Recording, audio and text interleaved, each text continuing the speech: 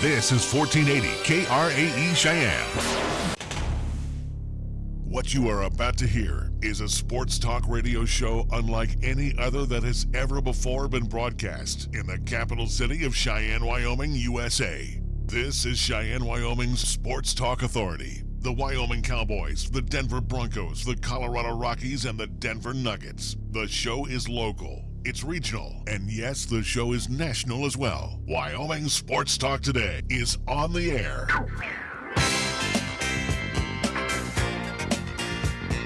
If they're talking sports on the radio in Cheyenne, this is the place it happens. This is Wyoming Sports Talk Today. And good Monday afternoon, sports fans. It is time once again for Wyoming Sports Talk Today, which is being brought to you by some great folks. Couldn't do the program without their assistance, and we're talking the likes of Taco John's of Cheyenne. Jolly Rogers RV Sales and Service, where you will find them on Highway 30, having one hell of a sale going on right now. Chick-fil-A at the corner of Windmill and Dell Range, where they serve up 3 squares for you. Breakfast, lunch, and dinner, Monday through Saturday, and they have 2 convenient drive-thrus right across from Menards. Chick-fil-A, Windmill, Dell Range, here in Cheyenne. Key of Cheyenne over on Nation Way, where Greg and A.J. Miller and the crew say, hey, remind people that 18's got to go. 19s are on the way, and we need to sell them off right now. So, again, you want to find some great deals? Well, matter of fact, the Kias will sell themselves, but you'll sit down and do the paperwork with the guys, and I'm sure they're going to make you an offer you can't refuse. Key of Cheyenne on Nation Way. Platte Valley Bank times 2. Again, 2 banking locations with customer service, all is first and foremost, and all of the banking service you come to expect and know and love through these many years. Platte Valley Bank on Vanda High and at the corner of College and Pershing. Medicap Pharmacy for all your pharmaceutical needs with your doctor's prescription. Check out Gene and the great staff over on Bluegrass Circle next door to Texas Roadhouse. Lennox Auto Body times 2, the main auto and truck repair center on Dunn Avenue, the Auto Glass and Detail Center. Both locations, yes, are busy these days, but they'll get to you. Trust me. Lennox Auto Body and the Auto Glass and Detail Center. First Tier Bank at 1508 Stillwater Avenue. Oh, by the way, you want to talk to them about their special CD rates with great annual percentage yields. That's at 1508 Stillwater Avenue, and across the street at 1507 Stillwater Avenue, Suite D, the Greenway Commons. It's Mondello's Pizzeria, delicious Paisan cuisine served up 7 days a week, and it's always delicious, always fresh all the time from Joe and the fantastic staff over at Mondello's Pizzeria. Mars Plumbing Heating, 1515 Logan Avenue. Yeah, you're kind of in that tweener right now. Do I go and have it looked at, or maybe I can wait a week or so? Just do it. Have your heating taken care of right now. Have them come on by to make sure that it's going to be working properly in case that cold weather sneaks in on us. 1515 Logan Avenue, Mars Plumbing Heating. And we get our scoreboard underway. We always like to do our scoreboard thing at the beginning of the hour. And we always say our scoreboard is brought to you by Pepsi of Cheyenne. Here's Nick. LCCC was in action. We'll start with men's soccer from this past weekend. They were at Sheridan, taking on Sheridan College, where they lost 1-0, unfortunately. So men's soccer moves to 3-4 overall. Now for women's soccer, however, they got underway after the men's contest up at Sheridan, again against Sheridan College. That was on Saturday, and they got a 1-0 victory. So for women's soccer, they moved to 6-4, which we will talk with head coach Jim Gardner about here in about a few short minutes. And then LCCC women's volleyball in action this past weekend as they were at the Wyoming-Nebraska shootout, and they got a few victories. They went 2-1 this past weekend and now moved to 12-7 overall for LCCC women's at least volleyball, excuse me. And just to remind folks, coming up this Friday for at least for 1480 KRAE, we will have East hosting Laramie coming up this Friday. It's a 7 o'clock kickoff, 6:30. Pre-game show, tentative, again, might go 6:20-ish, but again, it will be the Thunderbirds hosting the Laramie Plainsmen. Plainsmen coming off that big victory, which we will talk about against the Central High Indians over there in the Gym City, and East coming up with the big upset against the Natrona County here in Cheyenne. So, again, we will have another fun one coming up this Friday, which we will have on 1480 AM, 101.1 FM, 1480KRAE.com. And Periscope and YouTube as well. Unfortunately, we'll talk about what happened with last Friday's game as well. To the National Football League, Monday Night Football from Raymond James Stadium in Tampa, Florida. It will be the Tampa Bay Buccaneers with Ryan Fitzpatrick at the helm. They will be hosting the Pittsburgh Steelers for this evening. Yawn. We go to the Major League Baseball scoreboard where it will be when we get off the air. Yankees and the Rays at the Trop. Yankees holding on to a 1.5 game lead over Oaktown for that wild card home field advantage. Marlins will be at the Nationals. Who cares? Astros at the Blue Jays. There's still some interest in the AL West. It will be the Orioles at the Red Sox. Pirates at the Cubs. Indians and the White Sox at Guaranteed Rate Field. 6 o'clock games has the Brewers at the Cardinals. That has a lot of implications still. Phillies will be in Colorado tonight to take on the Rocks. John Gray will get the call for the Rockies. He'll be opposed by Zach Eflin, who has kind of skyrocketed his ERA as of late, so they will be getting it on about 6:40 this evening. Dodgers at the Diamondbacks. Clayton Kershaw going up against Robbie Ray. Now, the Diamondbacks officially eliminated as of yesterday. Rangers will face the Halos at Angel Stadium, Anaheim. Athletics and the M's at Safeco this evening, and it will be the Padres and the rollover and play dead Giants in San Francisco. Oh, by the way, if you missed out yesterday, Tiger Woods won the TPC championship. So won a major. Oh, by the way, that's number him. 80 for Tiger Woods. Nick. Good for him. We got to get to our guest. Our scoreboard brought to you by Pepsi of Cheyenne. Hi, I'm Alex White, Tea Master at Pure Leaf.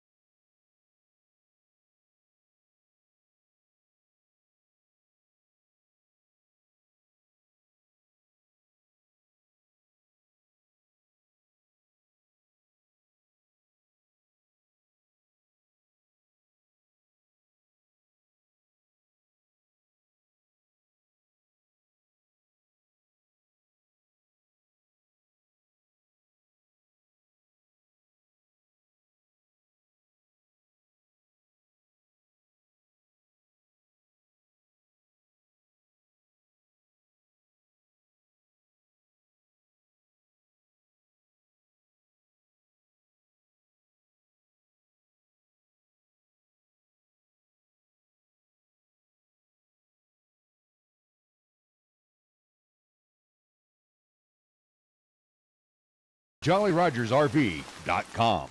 Taco John's presents Olay the Day Pep Talks. Boys, this halftime score is not indicative of our talent level. We're a lot closer than I thought we'd be, and old Coach has just the thing to get us over the hump. Street tacos from Taco John's. You can get them with chicken or new sirloin steak or pork carnitas. That's a triple option of awesomeness. Let's go get some. Get 3 street tacos for just $5 at Taco John's. Hustle up, boys. If we leave now, we can be back for the fourth quarter. Olay the Day at Taco John's. Cosmetic surgery, is it right for you? Cosmetic surgery can help individuals enhance their appearance and move forward with a renewed sense of confidence. Dr. Joseph Luby at Cheyenne Regional is a board-certified plastic surgeon with 20 years of experience performing reconstructive and cosmetic procedures including breast lifts, facelifts, liposuction, and more. To schedule a consultation, call 307-638-8987 or visit CheyenneRegional.org/appointments. Cheyenne Regional, we inspire great health. Here's the latest weather forecast on 1480 KRAE. Weather-wise for today, partly sunny. Look for a daytime high of 69 with a slight chance of showers and thunderstorms developing this afternoon. For tonight, partly cloudy. Our low dropping down to 42 degrees with a slight chance of showers and thunderstorms this evening. Mostly sunny for tomorrow, a little bit cooler. Expected daytime high 57. Partly cloudy Tuesday night. Our low dropping down to 38. And for Wednesday, a little bit warmer, sunshine, and we're calling for a daytime high of 68 degrees. When it comes to sports talk in Cheyenne, it's a whole new ballgame. Let's play ball! You're listening to Wyoming Sports Talk today, and it's only here on AM 1480 KRAE.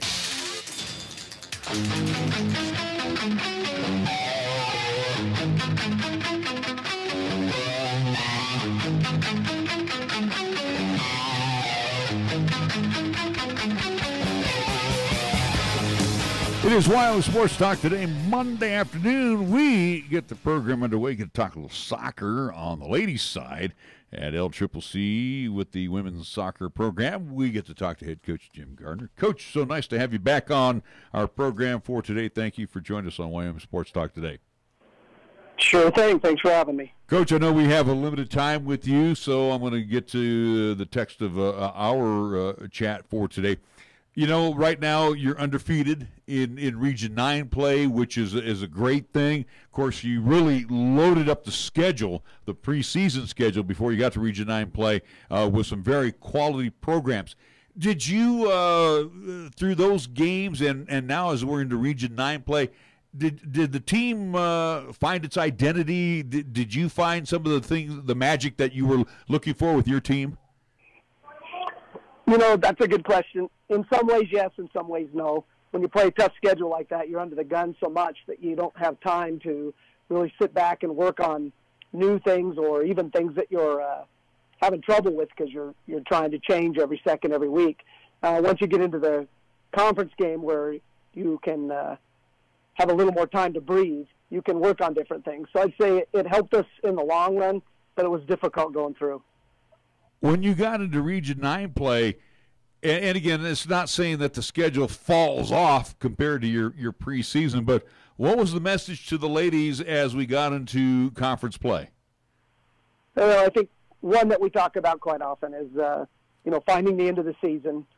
Win or lose, play your best, and if we get to the Region 9 tournament, that's what's going to count. So if we drop a game or, we don't play our best in games that we have during the season, conference play, we can readjust, and there's always another game until you get to the end, and there isn't. So usually there's time to make adjustments and to work harder or put in new wrinkles, but I think our message is that we've got to do well at the end, so that's what we work for. Unlike, doing on the local side where you have that opportunity to see the young ladies progress through the programs that we have here in Cheyenne, the ladies that you have in your program, those that were recruited to come to LCCC, and then you put them on the field, and they gotta get together with other playing styles from other ladies that you've had recruited. Tell me how you, as the coach, get all those people to be on the same page of your philosophy. That's a good question. It takes a lot of time and maybe some experience too, but we have a lot of plans, a lot of philosophies that we talk about. Maybe we call them rules of play that we try to get to by the end of the year. So we constantly are going over situations or writings, handouts that we talk about, video, to try and get them to be on the same page. Because you're right, when they come in, they're all different styles of play, from international to even with our own high schools, how they play differently when they're on the pitch. So trying to get them together, not rushing it, and being patient as they move through the season. So when we do get to the end, the things that we worked on come together, hopefully part whole, part. What did you learn on that preseason schedule about your team? And again, I look at, you beat Butler Community College 2-0. However, when you had Eastern Florida State College, way before that, on the 24th of August, you lost 6-1. I mean, and again, with those 4 losses, all came on the road against also 2 top 25 ranked teams. I understand that, and I'm just saying, though, what did you learn from all of that, Coach? We learned we're close.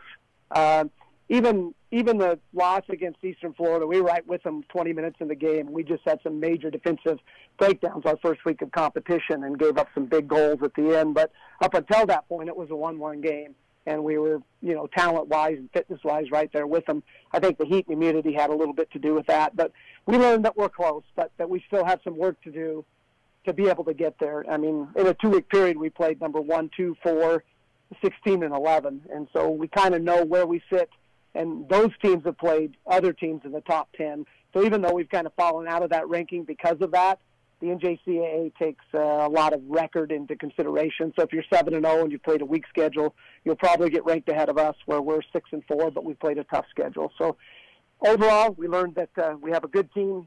We were just a little off at the beginning of the year, where last year we won those games and kept a high ranking. This year we dropped them, but in the end, I think it'll make us strong, and we know where we have to be. Speaking of those rankings again, top 20 in NJCAA, this is as of September 18th, where at least LCCC ranks number 18 in the nation. But for you as a coach, is that something where you keep an eye on those numbers? Does it mean anything to you, or is it something that you tell your athletes out there on the pitch or at least in practices going, hey, we're getting some respect out here. The nation shows it. Again, the NJCAA shows that we are playing a tough schedule. Is it something that you use to motivate your student athletes? I try and stay away from that as much as I can, especially when we're ranked higher. It's difficult to not, be overconfident or think that you're better than you are when you have a high ranking. And a lot of times they're not deserved, especially early in the season. There's a lot of it's not politics, just a lot of misinformation, I think, that goes into the rankings, so they're not always clear picture. Being number 5 or number 18 may not be that much difference, or it could be a huge difference. And I think that's why being able to play a tough schedule with the top teams, where you are compared to where the middle of the pack is who've not played a tough schedule. So overall, I'd rather not worry about the rankings and just play for the end and see what our ranking is at the end of the year than worry about trying to move up. I think your play is going to dictate how you go, and then, of course, your final finish at the end of the year is going to be what dictates your success. Coach, what do you see as your strength on your team right now? Is it the defense with a good goalkeeper, or are you better on the attack mode offensively? I think overall our midfield's probably our best part of our team at the moment. We have some flashes from our defense where we have shutouts and we have some great opportunities, but I'm concerned a bit that we're not finishing some of the simple things that we should finish. So I think with repetition and practice, those type of situations coming up in the game, our front line can do a better job of finishing. If we don't, then we'll struggle in games that we should win, because even against weaker opponents, if you don't score in this game, it's very difficult to win. So I'd say, keeping in defense is strong. Our midfield's playing really well, and we got to get into the attacking third and not just do a good job, but actually put the shots away. Looking at the upcoming schedule, at least remaining schedule for LCCC on the road, Rock Springs here at least the 3rd of October. We'll be on the road at Gillette College. Home against Sheridan, but for you, at least the few remaining games here in the regular season for LCCC, Coach, what are you seeing right now of who could pose a little bit of threat? What teams kind of have on your radar to that might at least pose a threat coming up to wrap up the regular season? Well, that's a really good question. Teams get better as the season goes on, and in soccer specifically, defenses and keepers get better. So games that you might have won handily, or even though you didn't put up high scores, controlled the game, get much more difficult because teams become more complex in their defense. Keepers learn to adjust to things that they were making big mistakes that were costly. So no matter where we sit, we know we've got to work hard to maintain and keep our level high, and hopefully not be overconfident with the wins that we've had. Right now we're 4-0 with those opponents and have won the games, not necessarily easily, but the games have been controlled. This weekend in Sheridan was a good example of that. It's a long bus ride up all day long, and then we don't get home till 2 in the morning, and you got to play in between there. And their field was difficult to play on, and they really tested us. That game in the end could have went either way.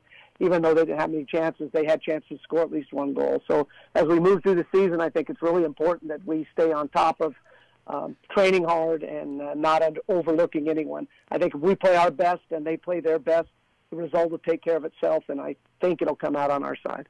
We're talking with Jim Gardner, head coach at LCCC on the ladies' side. Coach, as I look here, and Nick mentioned that as well, I mean, we look at the middle of next month, and the season's already, complete for you, and then you start looking at postseason. Is that something, again, too, where, we look at baseball where it goes half a year and football goes half a year? It seems like the soccer season just rushes by too fast for you. Yeah, it goes really fast. You got to remember we started August 1st with camp, so we've been in a couple months already. And, it'll be a four-month schedule by the time we're done if we can get to nationals again. But it moves so fast, and it moves fast because we do so many games early. It stretches out a little bit, but the conference play, there's only 9 teams, so it doesn't take long to play all those teams twice, 4 weeks.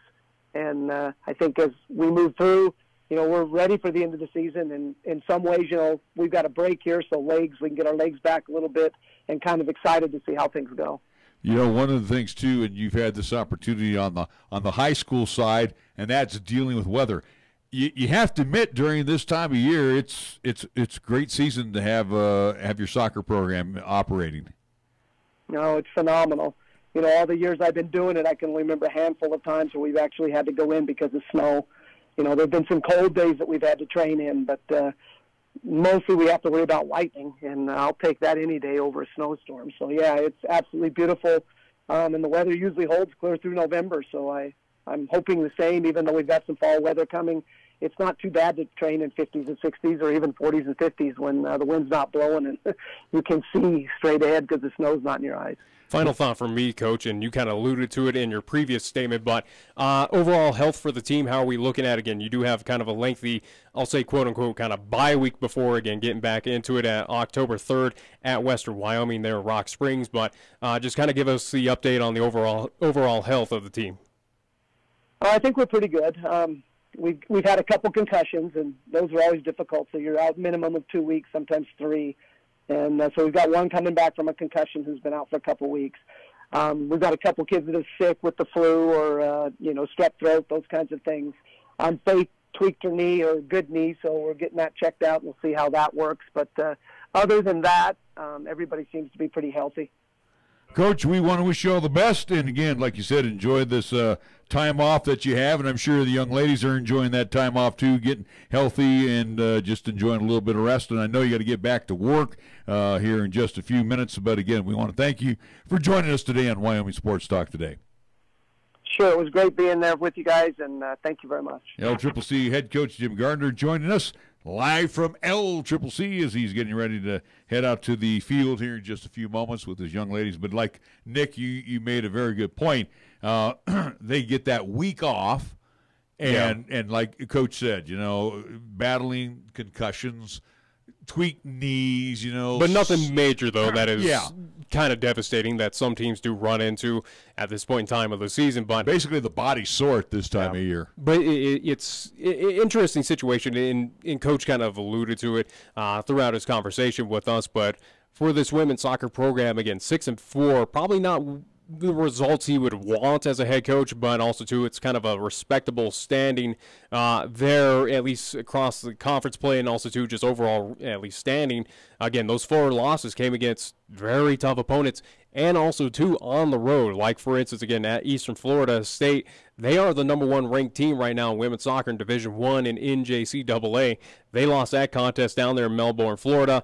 Daytona State College, guess what? Hey, they're also, too, ranked in the top 10. They are number 8, and this is rankings as of right now. Again, at the point in time, they were ranked higher as well. A few other losses that they did come by. Tyler Junior College, that was at Council Bluffs, Iowa. Tyler is the #2 ranked team right now. And then at Iowa Western Community College, Iowa Western is number 10 in the nation. So, again, those 4 losses came against top 10 opponents, very quality.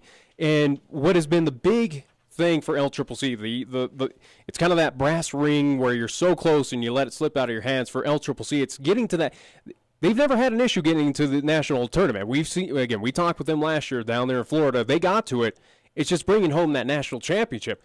I think with this schedule, especially on the road, not scheduling these games here in Cheyenne, which I think Coach Gardner would love to have had, but I think this prepares this team. Again, they know these teams. These are the teams to expect in this national tournament coming up here in the early part of November.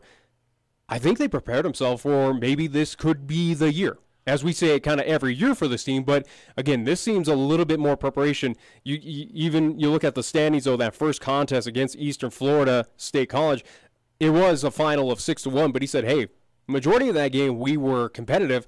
It was just the heat and the humidity that kind of got to us, which kind of altered that contest there, where, again, the results turned out to be a little bit extravagant, but you have to imagine that this schedule that Jim has kind of set up for his team is prepared that team very well enough to compete and possibly, again, what is the end goal for this team?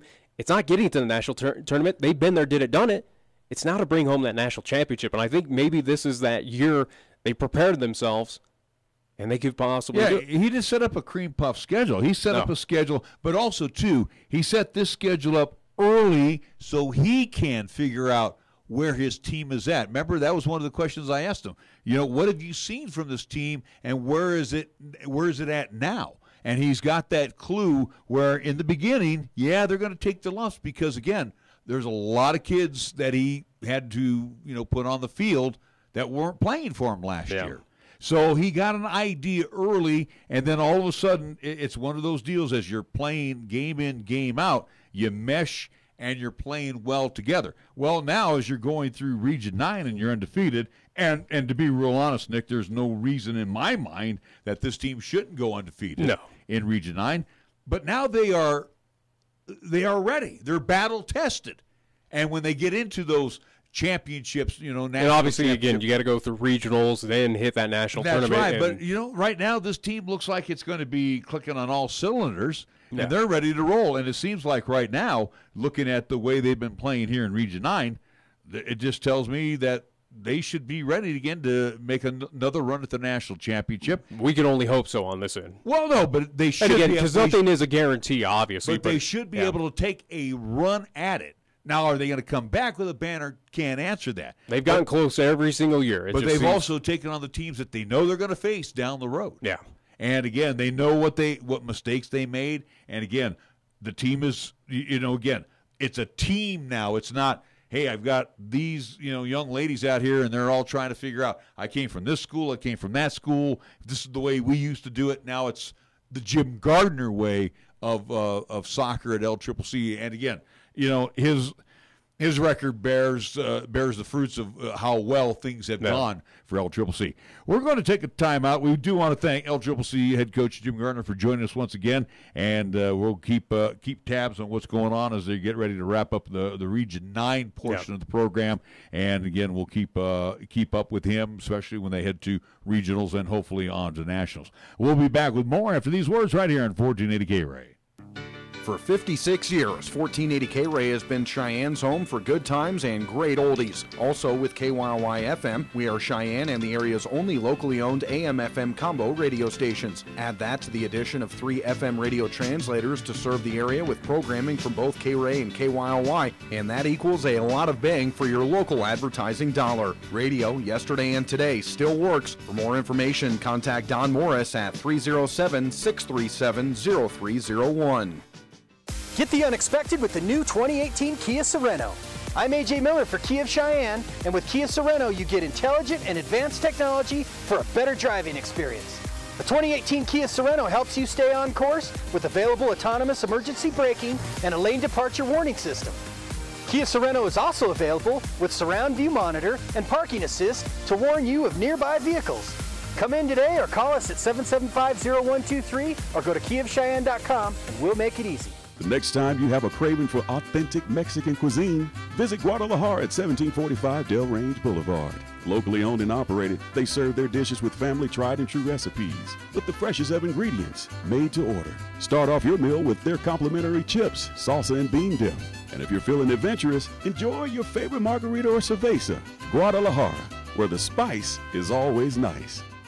First Tier Bank strives to remain competitive and offers some of the best CD rates in the community, as well as area banks and credit unions per Rate Watch reports. How does that make a difference to you? First Tier Bank can assist you in securing some of the best rates on CDs. They have a 16-month CD at an annual percentage yield of 2.33% and a 27-month CD at an APY of 2.74%. First Tier Bank offers the personalized customer service you've grown accustomed to and deserve. Plus, feel confident that your finances are taken care of by a responsible, knowledgeable staff. Call 307-632-3500 and ask for Caitlin or Debbie. Member FDIC, Equal Housing Lender. Tired of lazy and predictable sports talk radio? We know you are. This is Cheyenne's new sports radio home. It's Wyoming Sports Talk Today, and it's right here on AM 1480 KRAE.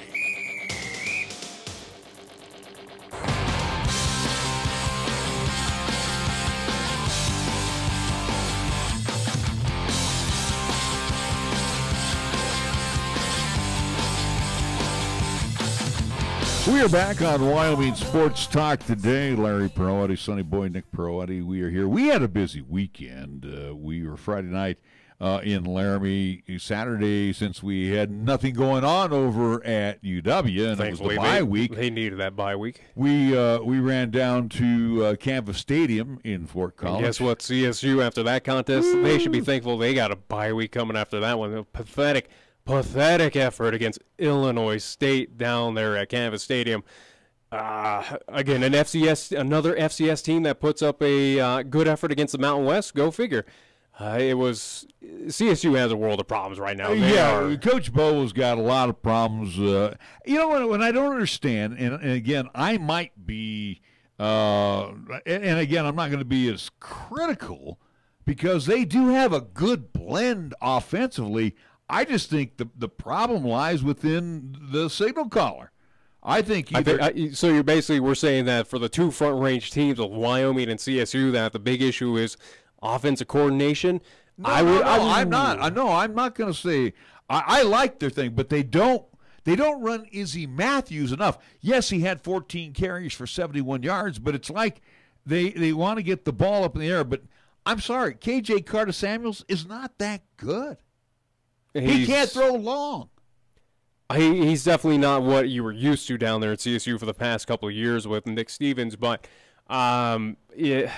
well, also, too, I don't know how much it is of his fault, or again, I don't put blame on him. The line gave him plenty of time. He wasn't running for his life. Even nothing what we see up in Wyoming, absolutely. But even when Colin Hill came in, same thing too. I think with his issue for Carter Samuels, it's more of a situation of he has problems getting at least that pass on target to his wide receivers. He throws behind receivers. Over the top. He does have that. It's kind of an accuracy issue, almost kind of if we have to bring it up, of a Josh Allen, where he's had those notions. I think that's something that he needs to tweak about. Again, Carter Samuels is going to be there for quite some time with CSU, but I think as well, he certainly has the talent. We were kind of talking about him, at least in the preseason, about how he could be a force in the Mountain West. But also he's not there. But we also saw numbers that were a little inflated, over those first couple of games.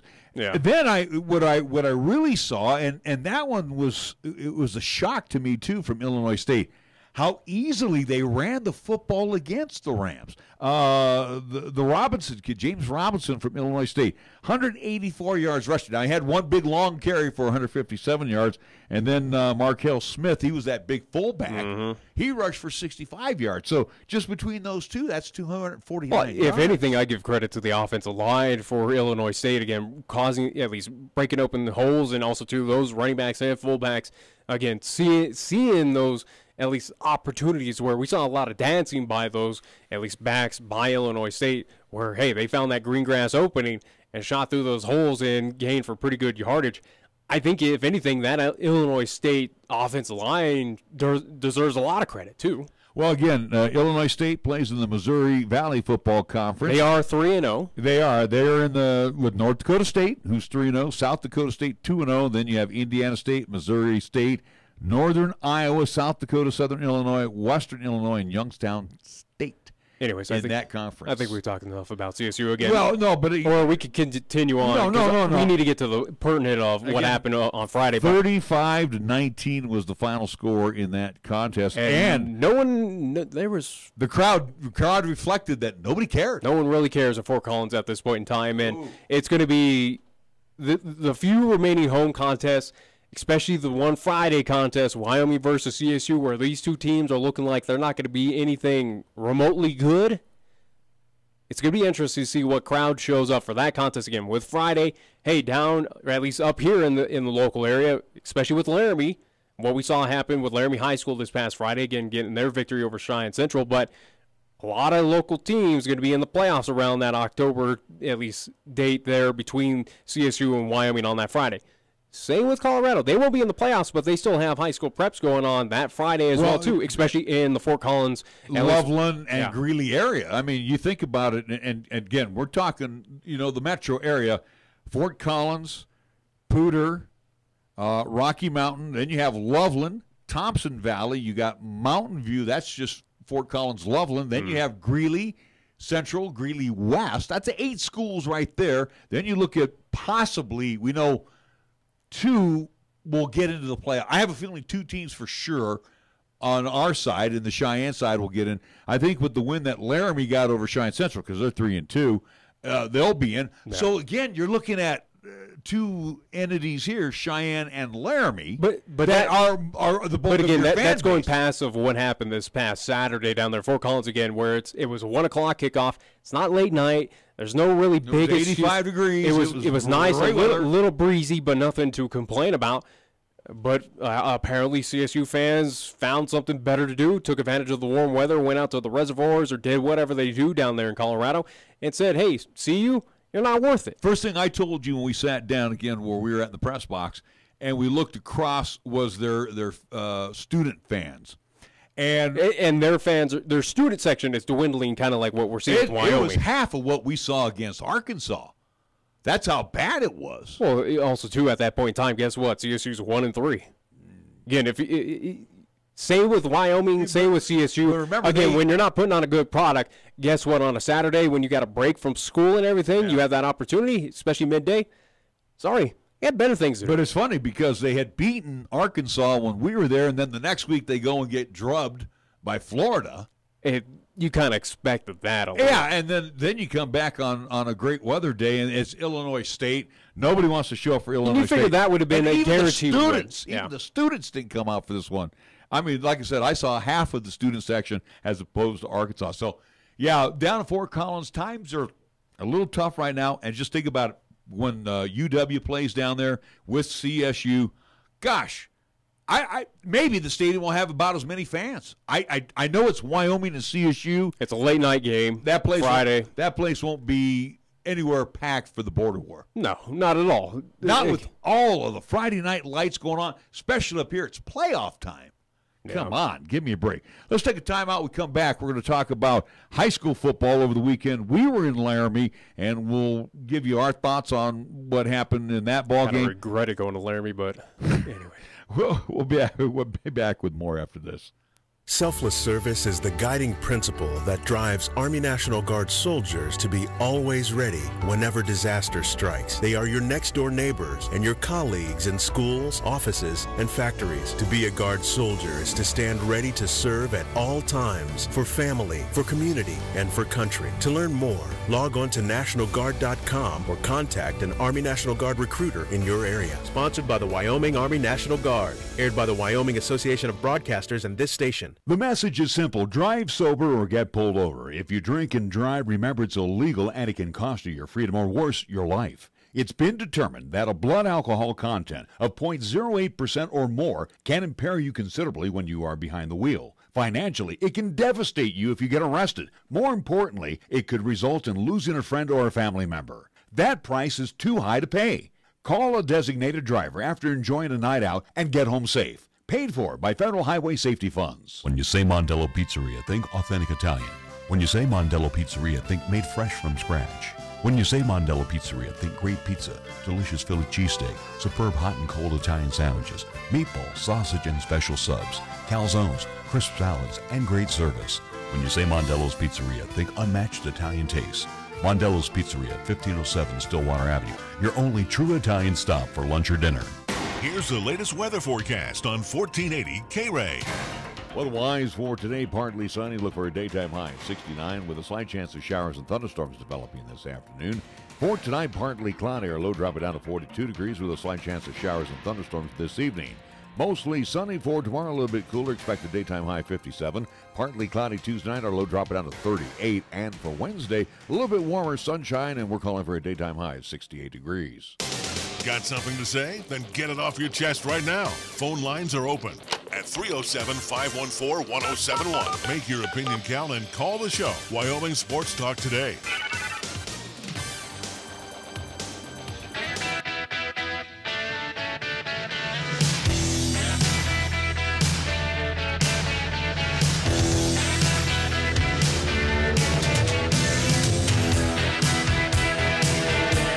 Welcome back to Wyoming Sports Talk today. Interesting week in the high school ranks, Class 4A, especially as we reach the midway point. Saw a few upsets. I would say 3 in my opinion. Yeah, and first two, obviously, and then our contest, I would say, was an absolute upset. Well, let's go to the games that we didn't have, and congratulations to Cheyenne East upsetting then number 1 Natrona. Yeah, 22-21. That must have been one hell of a game. And I was reading the recap Saturday when I came in here, but that I'll tell you what, over there at the Okie Blanchard Sports Complex, that must have been something to see as the T-Birds rallied for that one, and then Rock Springs hosting Cheyenne South, and you felt pretty good about that one. I felt good about all three teams. You said, nah. Well, I said, nah. At Rock Springs, it's a tough place to play. Well, guess what? South said, yeah, right, and they won.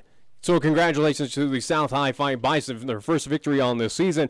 They get it on the road against number 5 ranked at the time Rock Springs Tigers, 14-6. So the South High Fighting Bison, again, like I said, all they needed to do was climb up those little stairs up that that hill that they were trying to get over, and they finally have done it. They finally have gotten past that big hill and got over the hump and got their first victory. So, again, certainly for South High, for the Fighting Bison, they need to do a lot more, again, as we're kind of looking at, it's, near the halfway mark, past the halfway mark right now where standings do matter. Again, you're looking at playoff seeding. Again, only 8 teams from Class 4A are going to make it to the playoffs. 2 will be eliminated. Right now, South is tied with Cheyenne Central, but again, they're both ahead of Campbell County. But they also meet each other here in a couple of weeks. They'll meet at the final game of the regular season. And the key thing with that South win, let's just say for argument's sake, Rock Springs doesn't win another game,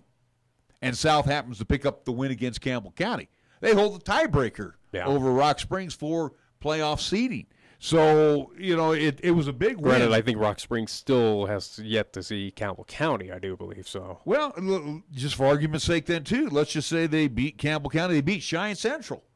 Again, as long as they have the same amount of wins as Rock Springs, they vault over them because of head-to-head competition. Yeah. So that was a huge win for Coach Gauss. But I'm just saying for Cheyenne South, it is you finally got over that major hill.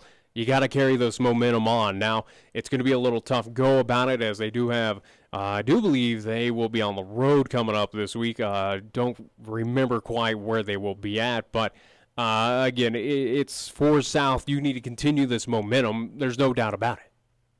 Yeah, absolutely. I think for the South High Fighting Bison, the thing that we saw against Cheyenne East a couple weeks back was the emergence of the offense. The offense was feeling pretty good. In the second half, though, they basically wore down. Cheyenne East ran those surgically performed drives against them and took it to them. But, again, only beating them by 3 scores. South will be at home against Sheridan, so it's going to be a little tough go. Yeah, it's going to be a tough one for them against the Bronx. Now, if you take a look at the schedule there, since you got it up, where's Rock Springs this week? Rock Springs will be on the road at Campbell County. So that's where they should pick up their 3rd win of the year. But I wouldn't pencil that one in as a win since they got to go to Gillette. I think you do because, again, whether it's on the road or at home. Gillette? What says no? I think right now Rock Springs isn't all that good. Campbell County is on a 15-game losing streak. Maybe they snap it this weekend. Are you sure about that? Nothing is looking like this Campbell County team is winning any game anytime soon, especially if you look of the Battle of Gillette between number 2 Thunder Basin, which we know is very good, will be the new number 1 team in Class 4A. They put a whipping on them of 63-0. Yeah. Central, their lone win against Campbell County on the road up there in Gillette was what, a 35-6, or it was another kind of butt whooping putting on Campbell County. Nothing tells me that Rock Springs can't get it done on the road, especially coming off of a rough home loss where I think a lot of those student athletes there in Rock Springs probably took a little offense of, hey, we lost to Cheyenne South. Again, South is kind of looked at as that black sheep team of, well, we should easily beat them. Well, again, South is that scrappy team, but I think Rock Springs is going to be a little hungry on the road as much as it is going from one corner of the state all the way to the northern, at least northeast corner. I think Rock Springs should. Okay. There's no doubt about it. They should win this contest. I'm just saying, you never know. Things could get crazy. The team that has surprised me and has really fallen off is Kelly Walsh. They're a lot better than their 2-3 record. I don't know what's going on with them. Did I expect them to win against Sheridan? No. No, I think this is of what they again. The score 30-3. I think that's perfectly fine for me. Again, a reasonable score. Sheridan, I still think has talent. They've run into a little issues throughout their at least season. Again, they only have 2 losses. Offensively, this is a team that can throw the football with Matt Hayes back there. You got Spiegelberg, the running back. So obviously, if you're clamping down on Spiegelberg, you're throwing the football. Maybe that's obviously not their strength. But I actually thought Hayes threw the ball well against Cheyenne East. And then, of course, our game that we had, man, what a disaster that turned out to be. And again, I'm going to stop short of being a whiner about the guys in the zebra shirts because, man, oh, man, talk about taking away the game from the kids. And again, both teams. First half, it was all Laramie. It was all Laramie penalties. Second half, for the most part, it was all Central. Yeah, except for a few continuing, at least Laramie, miscues of false starts or encroachments. But and personal foul. Yeah, but I'm just, again, for first, it was a tale of 2 halves. And it was for both teams and also, too, for the referees where, all right, for whatever reason, we need to penalize everything that Laramie's doing right now. Central, you get it for the second half. And again, it was kind of the turn the tides of fortune for both teams where Central, again, taking advantage of those penalties, put up 19 points, and again, had a very comfortable lead as it was 19-0 at half for this team. Here comes the second half, and it was just an absolute The team that we saw in the first half, Cheyenne Central, that's the team that Coach Mike Apodaca and his staff have been waiting to see all season long. Well, I think they saw that team last week in Campbell County. Yeah, but that's Campbell County. You just told me that, a team like Rock Springs is going to go up there and beat them. I'm just saying you got a taste of what that offense can do. Yeah. Here it is again. It had confidence in itself, and it came out very strong. This is why, again, this Central team I thought could have been that black sheep, that team, that dark horse team that could surprise a lot of folks in Class 4A. So far, they have not done it. Again, I think it's a team that does not have a whole lot of confidence in themselves, or at least of what talent they do have there at Central High. Well, this loss by Central, and again, like I mentioned on the broadcast, it's not my first rodeo seeing something like this happen in Laramie. But with that loss, and again, they would have held the tiebreaker over Laramie for positioning in the playoffs, and that would have pretty much sealed the deal for Central getting in there. I mean, the second half was just short of the Titanic sinking. I don't know what happened. It was awful. It really was awful. Again, a few Central miscues, INTs, a fumble. The fumble they get the ball back, Nick, with about 2 minutes to go. Yeah. And you fumble with a punt return. Yeah. I mean, basically, you had the ball knocked from Nico Vite, as he was trying to get that extra 2-3 yards. Nothing wrong with that. But the ball got punched out on the turf. Laramie falls on it. And then they score with 27 seconds to go. That's game, set, match.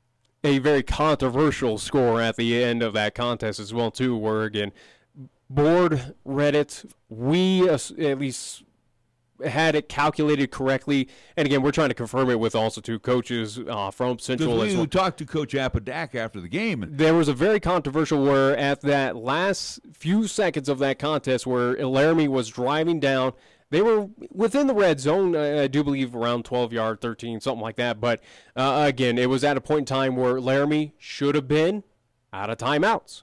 Again, the board read it. By our calculation, we had them at no timeouts remaining. But for whatever reason, right beforehand, that 27 seconds, they called a timeout. And it wasn't an injury timeout. It was, Laramie just called a 30. Yeah. You had calculated 2 timeouts in the third period, 1 early in the fourth quarter, and then this one. So we thought, and again, I had mentioned that they were out of timeouts.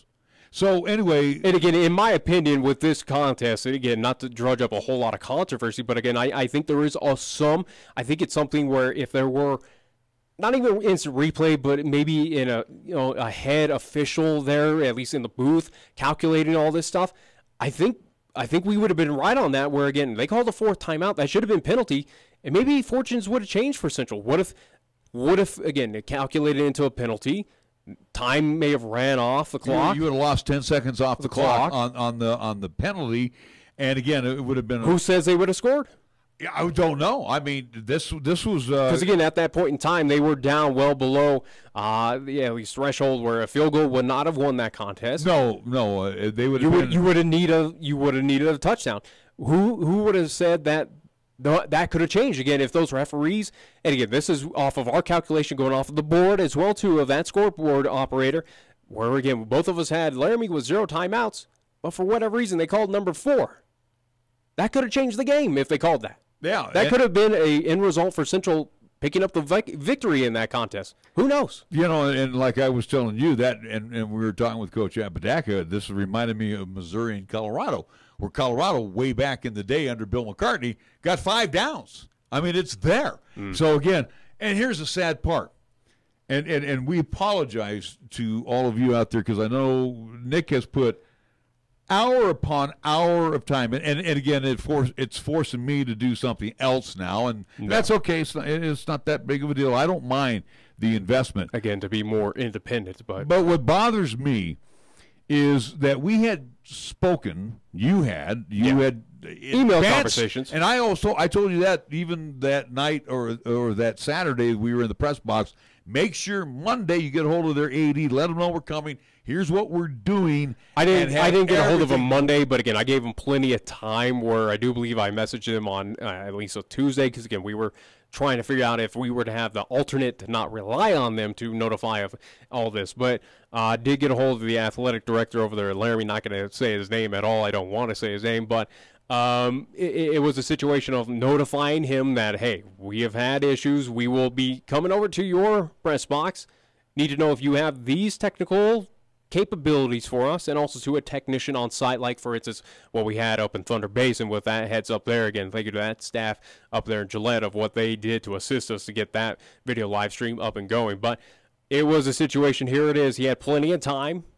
Friday, it does not work. We tested it. We got there about 2 hours ahead to test this, just in case, because again, we know it takes a little bit of time for technicians to alter, get into little firewalls, get past those school district kind of little limitations that they do put on internet access out there. But it became an issue where, as I come to understand, we were supposed to have a technician out there. Well, that technician was not in town. Well, that doesn't do us a lot of good where we need him on site to access that information, and he can't just do it remote. They tried, however, remotely. And I do appreciate that. I do appreciate that tech staff where, again, we went back and forth on a phone call conversation to try to get this solved, but he kind of reiterated of what I reiterated to that athletic director there at Laramie of going, hey, it doesn't work when we're about 10 minutes before game time to get this all solved. It's not a quick fix. It's something that, hey, you need to be on site, and something that takes a little bit longer. That's why we got there early to test this stuff. Now, also, too, with this athletic director at Laramie, it is also, too, an issue of why we are assuming that we are like a Rock Springs outfit media outlet. Why you assume that hey, for Rock Springs it worked. Should work for you guys, so I have no problem. Well, guess what? It didn't work for us. We're not Rock Springs. We have, again, a unique, what we're doing right now for football, for basketball, for LCCC, for anything right now, again, on the sports side is something we're offering unique to the state of Wyoming. And there may be, just in the state of Wyoming, well, I should say in state of Wyoming, in Class 4A, there may be only 3 of us that are doing this right now. And I think the bulk, one that I know of. I think the bulk of it's in our town. Yeah. I don't think anybody else is doing this. We have stepped up to the plate and the other and said, bulk of it in town can barely get it done. Yeah, but it don't matter. The point is we have stepped up to the plate. We ponied up to the bar and said, we're going to do this for you. We're not going to charge you for it either. We're going to do it absolutely free. Yeah. And damn it, I'm so angry with this. First and foremost, that facility there, this is a $40 million facility. Awful for being brand new. It is awful. And you built the football field nice, you put the stands in there nice, but you built the press box like you're a moron. You built it almost, it has a feeling of you're in like a prison cell. Well, and also, too, you've got a table that stretches way out. So you have to lean. My fat belly has to lean across the table. Your skinny body, Nick, had to lean across so we can see the scoreboard, and we can't even see the end zone. I couldn't see the scoreboard. And then you got a light where we have our light here going this way. Yeah. They had it going straight across. So whenever they were at the 40-yard line, anywhere between the 40s, you had the light that you had the glare, and you had to look down below it. because you need the lights on, especially when it gets dark. Yeah, there's no other light source. There's nothing that's going to creep into that little prison cell, that concrete just outfit out there. I'm just sitting there, and I'm amazed at whoever put this together, whoever the architect was. Yeah. You got to be kidding me. Yeah. That I'm telling you, I wouldn't let you remodel my bathroom. That's how dumb you are. It was a big waste of money. And again, it obviously did not have any thought or care for media outlets out there. And I would think probably even, not to speak for the Laramie outfit out there, but maybe has some sort of sentiments. But again, not going to speak on their behalf. But it was just all around a very bad situation. Again, do apologize for their difficulties of us not being able to bring that visual product to you. Again, which we want to do. Again, but you saw too, if we were to bring that product, once I flipped on the lights, we were in trouble. Yeah, it would have been a horrible production. That's a whole other issue out there. But it has come to the point where we've discussed this quite often, at least this past week, including to today, for future Laramie, at least home contests, whether it is East, South, Central, heading on over to do football, basketball, whatever it is. It will be a point in time where we will heavily reconsider. We will have to sit and think, is it worth it to head over to these facilities there in Laramie? Because, again, they are subpar. And also, too, I'm not too fond of how we were disrespected by the athletic department there at Laramie High School. Yeah. It's as plain as simple as that. And, again, with that athletic director, I made sure in my email to him that under your tenure, this is unacceptable. This is completely unacceptable. What you did to us. And again, to assume, to basically outline of, hey, we should be fine out here. But again, come game time, or at least come 2 hours before even the contest, you guys didn't have your act together. And even technicians who are part of that staff over there at Laramie offered sentiments to us of saying, hey, this is unacceptable. We're going to let them know about this as well, too, for future notices of going, hey, this is unacceptable, what they did to you and what they did to us. Yeah, I agree. And I appreciate the staff there, minus the athletic director at Laramie High, again, of their assistance of trying to ease us and try to get us in that working facility. Again, that athletic director, though, of him, the lack of communication there is unacceptable. Well, and he was assuming that we were going to That's where he was wrong. He assumed. He was assuming that we were going to use the internet. Again, we're not Rock Springs. Internet. We're 1480 KRAE. We do this. I outlined it to you completely. We've had issues before. I let you know about it, and you still didn't care. You still didn't care. And now when your broadcast crew comes over to Cheyenne East on Friday night, they're going to come into a situation that is acceptable. They will be able to plug in. They will be able to use the internet, whatever they need to do, because Cheyenne East and the great crew at the Oakey Blanchard Sports Complex has their act together. And it's not even east. Again, sentiments out to central, sentiments out to south. Again, all they have to do is come in, set up, and they're good to go. Yeah. And they don't even do half of the production that we or even our competitor does. We put the full-blown production together. All they got to do is put the microphone and their transmission board and their computer together. Boom, they're good to go. So at this point in time, again, with Laramie, it was a situation with them, not us. Unfortunately, we have realized that to not rely on them anymore, at least when we go on the road, it's going to be where we are fully and totally independent. So no longer do we have to rely on folks like that. It's now relying on us. When we mess up, it's on us. That's right. From now, at least for the future, once we get this new apparatus in, hopefully this week. But again, it's a situation. Well, we have 2 weeks because again, we know what we can get at East. We know what we can get at Central. You know how I am. I get anal about these things, and Pops is pretty PO'd. So we're gonna buy it and get it taken care of, so we don't have another problem like this again. And it's like, well, I'm just saying, I don't foresee it for the next 2 weeks because again, we know East. We're good there. Central will take care of us. And I think South as well, too. We've not been at their facility. I've not seen their facility. But we'll be ready for it just in case. Absolutely. And again, I think Mark Poev, AD at South, will be nothing but gracious to help us out again with their technical aspects of what they do as well with the Bison Network. I think they would be able to assist us if we did run into any complications. Well, to those that have been... And again, it's not just in town. Again, Thunder Basin helped us as well. Right. We did have the complication with Kelly Walsh, but again, we understood and we moved away from that. We moved away from that contest. Who knows what happens with Sheridan? Who knows what happens at Natrona, Rock Springs? Who knows if those might be other trouble issues, but I don't like the disrespect that we saw from Laramie High School. And it's going to reflect into at least future sports here on 1480 KRAE regarding Laramie High School. If it's worth it to travel on over across the hill to call a contest from their subpar facilities and deal with that athletic director as well. Yeah, and like I said, you don't want to get me riled up about it because I'm still pretty upset about it because, again, we make this commitment to all our fans, and again, the numbers don't lie, especially when we're doing the YouTube thing, and when we're on Periscope. We certainly lost, at least didn't lose subscribers or anything like that, but we certainly lost out on opportunities to bring folks here who were stuck in Cheyenne, those Central fans who could not make it over the hill, because again, there wasn't a big contingent out there. It was a good following, but there's probably a few Central fans that probably got stuck back because of work and would love to have seen that game online. Unfortunately, we could not have done that. So anyway, but again, this Friday, we will be fine. We know what happens at Cheyenne East. Again, we will be live there for East versus Laramie. Again, we're all 5 destinations, whether it's on the air, radio dial, online, or Periscope and YouTube live. So, again, we will bring that full broadcast in its entirety coming up this Friday.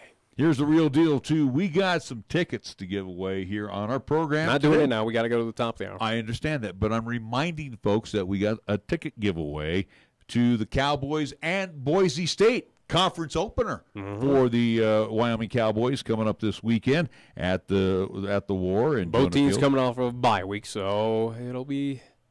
The good news is Cowboys didn't lose and they didn't win, and both teams get healthy. They were right at the Mendoza line for the week, but the good news is some guys have gotten healed up, and that's even better. So we got a couple of tickets to give away. We got hour number 2. We got Vance Joseph and his press conference from post-game conference from Baltimore yesterday where the Broncos were not good. Go figure. We'll be back with hour number 2 after these words.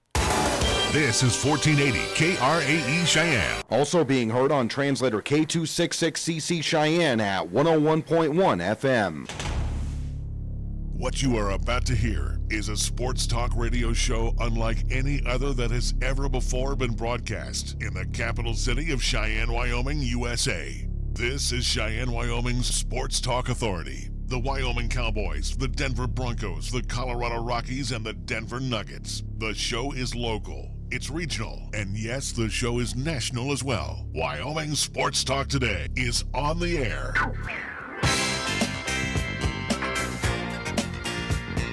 If they're talking sports on the radio in Cheyenne, this is the place it happens. This is Wyoming Sports Talk Today. Hey, it is hour number 2 of Wyoming Sports Talk Today. Thank you to Mars Plumbing and Heating, 1515 Logan Avenue. Mondello's Pizzeria. Oh, Paisan cuisine at its best. How about you go get some of that since we didn't eat today? Granted, it wasn't our fault. We were waiting on people to get back to us, but they never did. But I'm hungry. I have other commitments. I already said I'd take care of you, so don't worry about it. You better. Excuse me? Mondello's Pizzeria, 1507 Stillwater Avenue, Suite D in the Greenway Commons. First Tier Bank directly across the street at 1508 Stillwater Avenue, open Monday through Friday. Lennox Auto Body, the main repair center over on Dunn Avenue, the Auto Glass and Detail Center on Pershing Boulevard. Medicap Pharmacy, Bluegrass Circle next door to Texas Roadhouse. Platte Valley Bank ×2, Vanda High Avenue, and the east side location at the corner of College and Pershing. Kia of Cheyenne over on Nation Way.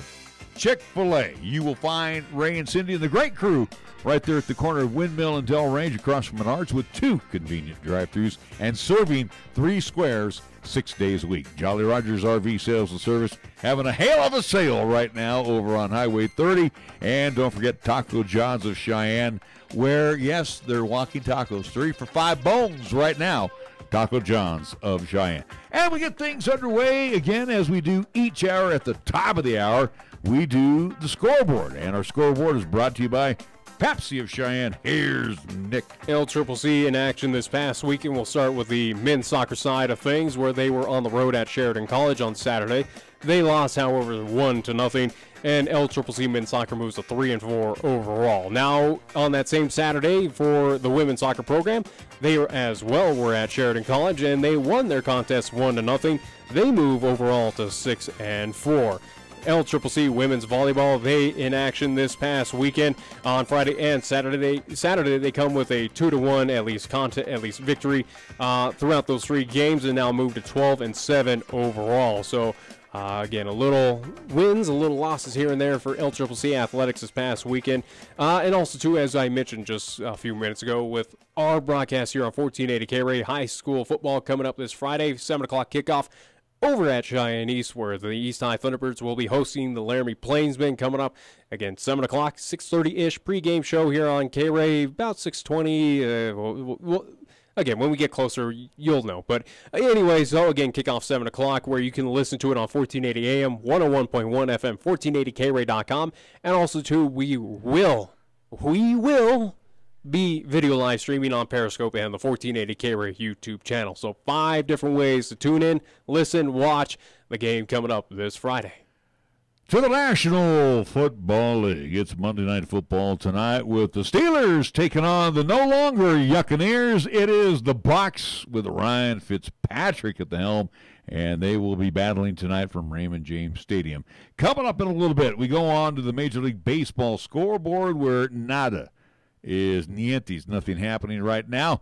Yankees and the Rays at 5 p.m., followed by the Marlins and the Nats. Who cares? Astros, a little bit we worry about in the AL West, as they'll be taking on the Blue Jays. Orioles and the Red Sox, Pirates and Cubs, that's got some significance. Indians and the White Sox, Brewers and the Cardinals, that's got some significance. The Central is not really settled yet. No. That'll be at Busch. The Phils and the Rockies. This has got a lot of importance for Colorado fans, as the Phillies out of it. Rockies still in the thick of things. Zach Effin will be on the hill for the Phils. John Gray kind of needs you to throw a good game once in a while, John, as he will toe the rubber for the Rocks. Diamondbacks and the Dodgers. Yes, we'll keep an eye on it. Diamondbacks got eliminated yesterday. Clayton Kershaw against Robbie Ray. Rangers and the Angels tonight in SoCal. Athletics and the M's at Safeco. The A's still battling the Yankees for that home field advantage for the wild card, and technically not out of it yet against the Astros in the AL West. Padres and the Giants, who cares tonight in San Francisco. What about preseason hockey action, as it will be? No, there's no preseason hockey. Saying Avs and Golden Knights in Las Vegas. We got the real thing. I got the Golden Knights jersey back. We got the real things going on. I dusted it off. First. Yeah, I don't care about preseason, but I'm just having fun. And if you missed out yesterday, winning the TPC was one young man named Tiger Woods. 80 career PGA Congrats, wins. It took you 5 years. Yeah, he won, didn't he? Yeah. Pocketed a pile of cash yesterday, too. All right, our scoreboard brought to you by Pepsi of Cheyenne. Yo, this is your cup holder talking. You know me, the little round thing between your car seats. Now, listen, we need to talk. Now, I normally have a nice cold bottle of Mountain Dew in me, but at the moment, I'm empty. That's right, no Mountain Dew. Nothing in here but a couple of quarters and a dime. A fully capable cup holder like me just carrying your loose change, it's embarrassing. Look, I'm not made for loose change. I'm round like a bottle of Mountain Dew. Glistening, cold, and delicious. I'm made to keep Mountain Dew within reach at all times, so you're never far from that incredible bold citrus kick whenever you need it. Just inches from your hand. So find the store already, grab some Dew, toss it back, then place that bottle where it belongs, and put that loose change back in your pocket. Mountain Dew. Do the Dew. Got something to say? Then get it off your chest right now. Phone lines are open at 307-514-1071. Make your opinion count and call the show. Wyoming Sports Talk today.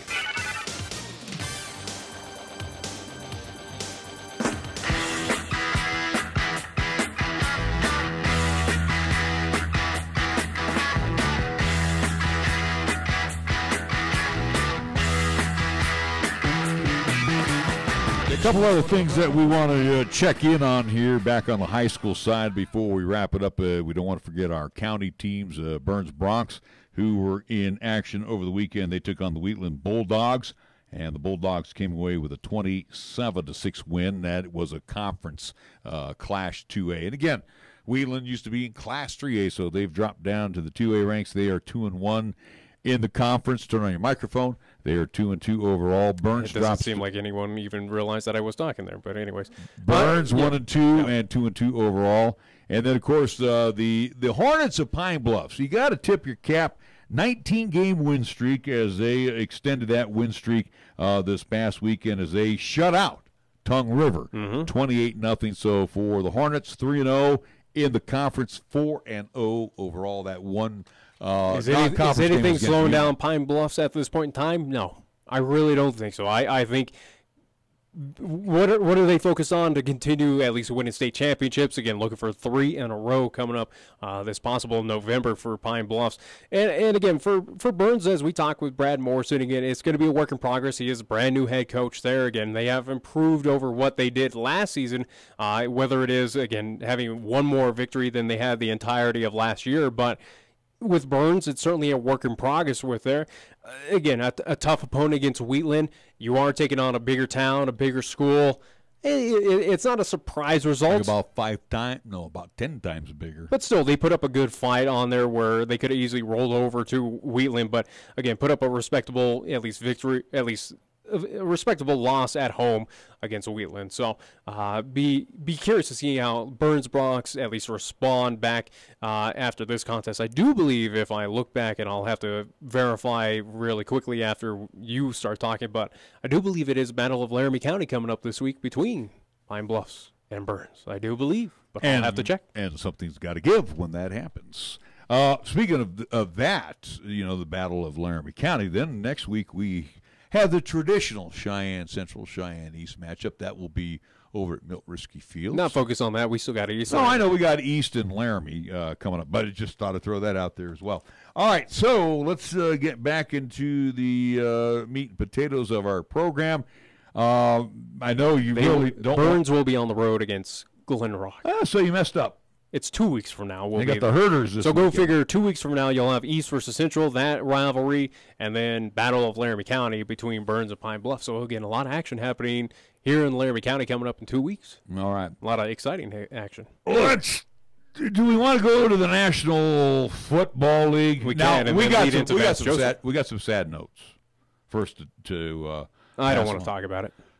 And again, I said, before the season started, I said, they're not ready yet for the prime time to get into the... I think they're close, but they're not there. I mean, it's... They played Kansas City tough. I'll give them their... They came back. They almost won that contest where Kansas City was cruising against the 49ers, again, at home, at least at Kansas City. And I don't want to talk about the rest of that contest, but 49ers put up a good fight. They gave it their all. It came up obviously short where Kansas City now moves to 3-0. And what more can you say about Patrick Mahomes? Again, he's for real. This guy might contend for being NFL MVP, I think. He's the deal. He almost seems like for sure. Again, this isn't a small sample size as much as it is 3 games, but he's been consistent over those 3 games of just being an offensive juggernaut. But for the 49ers, you're losing now for a quarterback, Jimmy Garoppolo. Not before then, but for 2 to 3 weeks, we'll lose Richard Sherman. Calf injury. Yeah, calf injury, and then, yes, it is. The MRI today confirmed. It came out a little while ago, but, yes, confirmed that Jimmy G is out for the rest of the season. Tore his ACL. His season is over.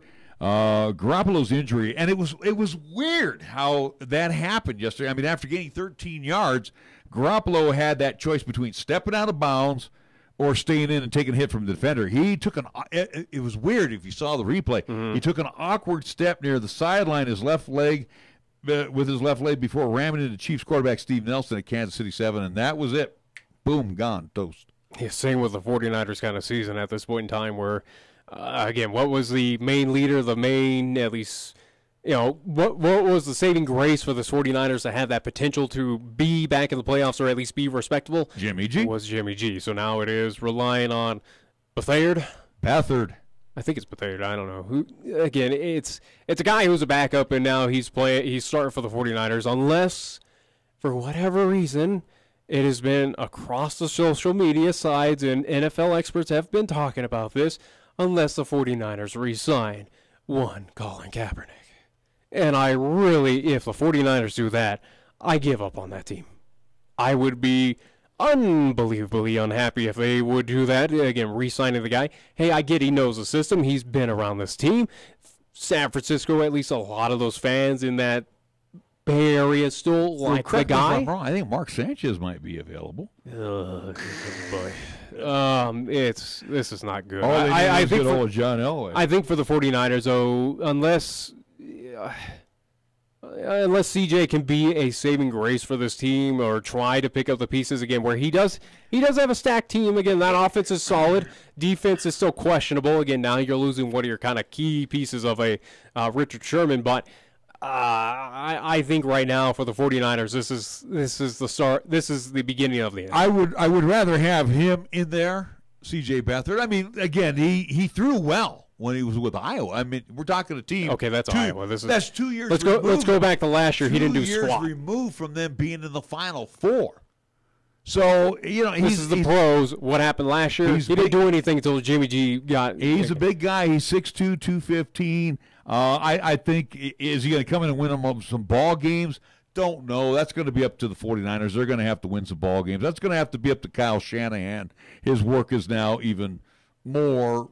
He's going to earn his paycheck now. I've come to terms that this season is now a wash as a Niners fan. I think, and I still think they're better than Arizona. I still think they're better than Seattle. It's going to be tougher. At least trying to get those victories now. Do I think they can be competitive at this point in time against a Los Angeles Rams team at home or on the road? No. I'm not as confident as I was with Jimmy G at the helm. Now it's a situation where you kind of sit back and realize now you have to piece by piece throughout this regular season for the 49ers go, do they have a shot to upset the Broncos at home? Do they have a shot to beat the Oakland Raiders? Do they have this opportunity to beat a LA Chargers team? You kind of sit back and go, and you kind of have to reevaluate, is this team, and again, I had them go to the wild card. That's also, obviously, at least pre any injuries, again, a team as is, starting week 1, I don't see it now. Put a fork in it, it's done. All right, let's move on. Josh Allen, former UW quarterback, gets a win. Well, the Buffalo Bills shocking the Vikings. A very surprising. It's clearly a surprising win. And I was talking with you about this with the Minnesota Vikings. I wonder if they again, it's at home, it's in Minnesota. You wonder if the Vikings came into that contest very overconfident against the Buffalo Bills, going, this is a Bills team. We see what they've been doing for 2 games. They've had players quit on them at halftime. We got this. I wonder if that's what ran through the Vikings team. That they kind of overlooked the Buffalo Bills. Because there should be no way Buffalo won that contest. Very, very well could have been. But the good news is Josh Allen put up respectable numbers yesterday. Kirk Cousins, who makes millions more than Josh Allen, and here, let me give you the line score. Josh was 15 of 22, 196 yards, average pass 8.9 with a touchdown. He was sacked 3 times for 32 yards. No surprise. Yeah, he did rush 10 times, 39 yards. That's almost 4 yards a carry. With an unbelievable hurdle as well, too. 2 TDs. Cousins yesterday. You ready for this one? He didn't squat. Threw the ball 55. This is what we didn't see. He threw the ball 55 times. Yeah. Connected on 40, so that really pads the stats. 296 yards, that's an average of 5.4 yards per pass, 1 TD, 1 INT. Sacked 4 times, and he only ran 2 times. And got those numbers are super inflated, though. It's that Minnesota team didn't look good at all. Whether it was offense or defense, they looked pathetic for whatever reason. And again, I in my opinion, I wonder if the Vikings just went into that contest well overconfident that they could just bowl over and bully this Buffalo team at home. Again, with the Bills being pretty much the joke of at least of the NFL, you kind of imagine that. Now, if you look at the standings in the AFC East, it's very interesting.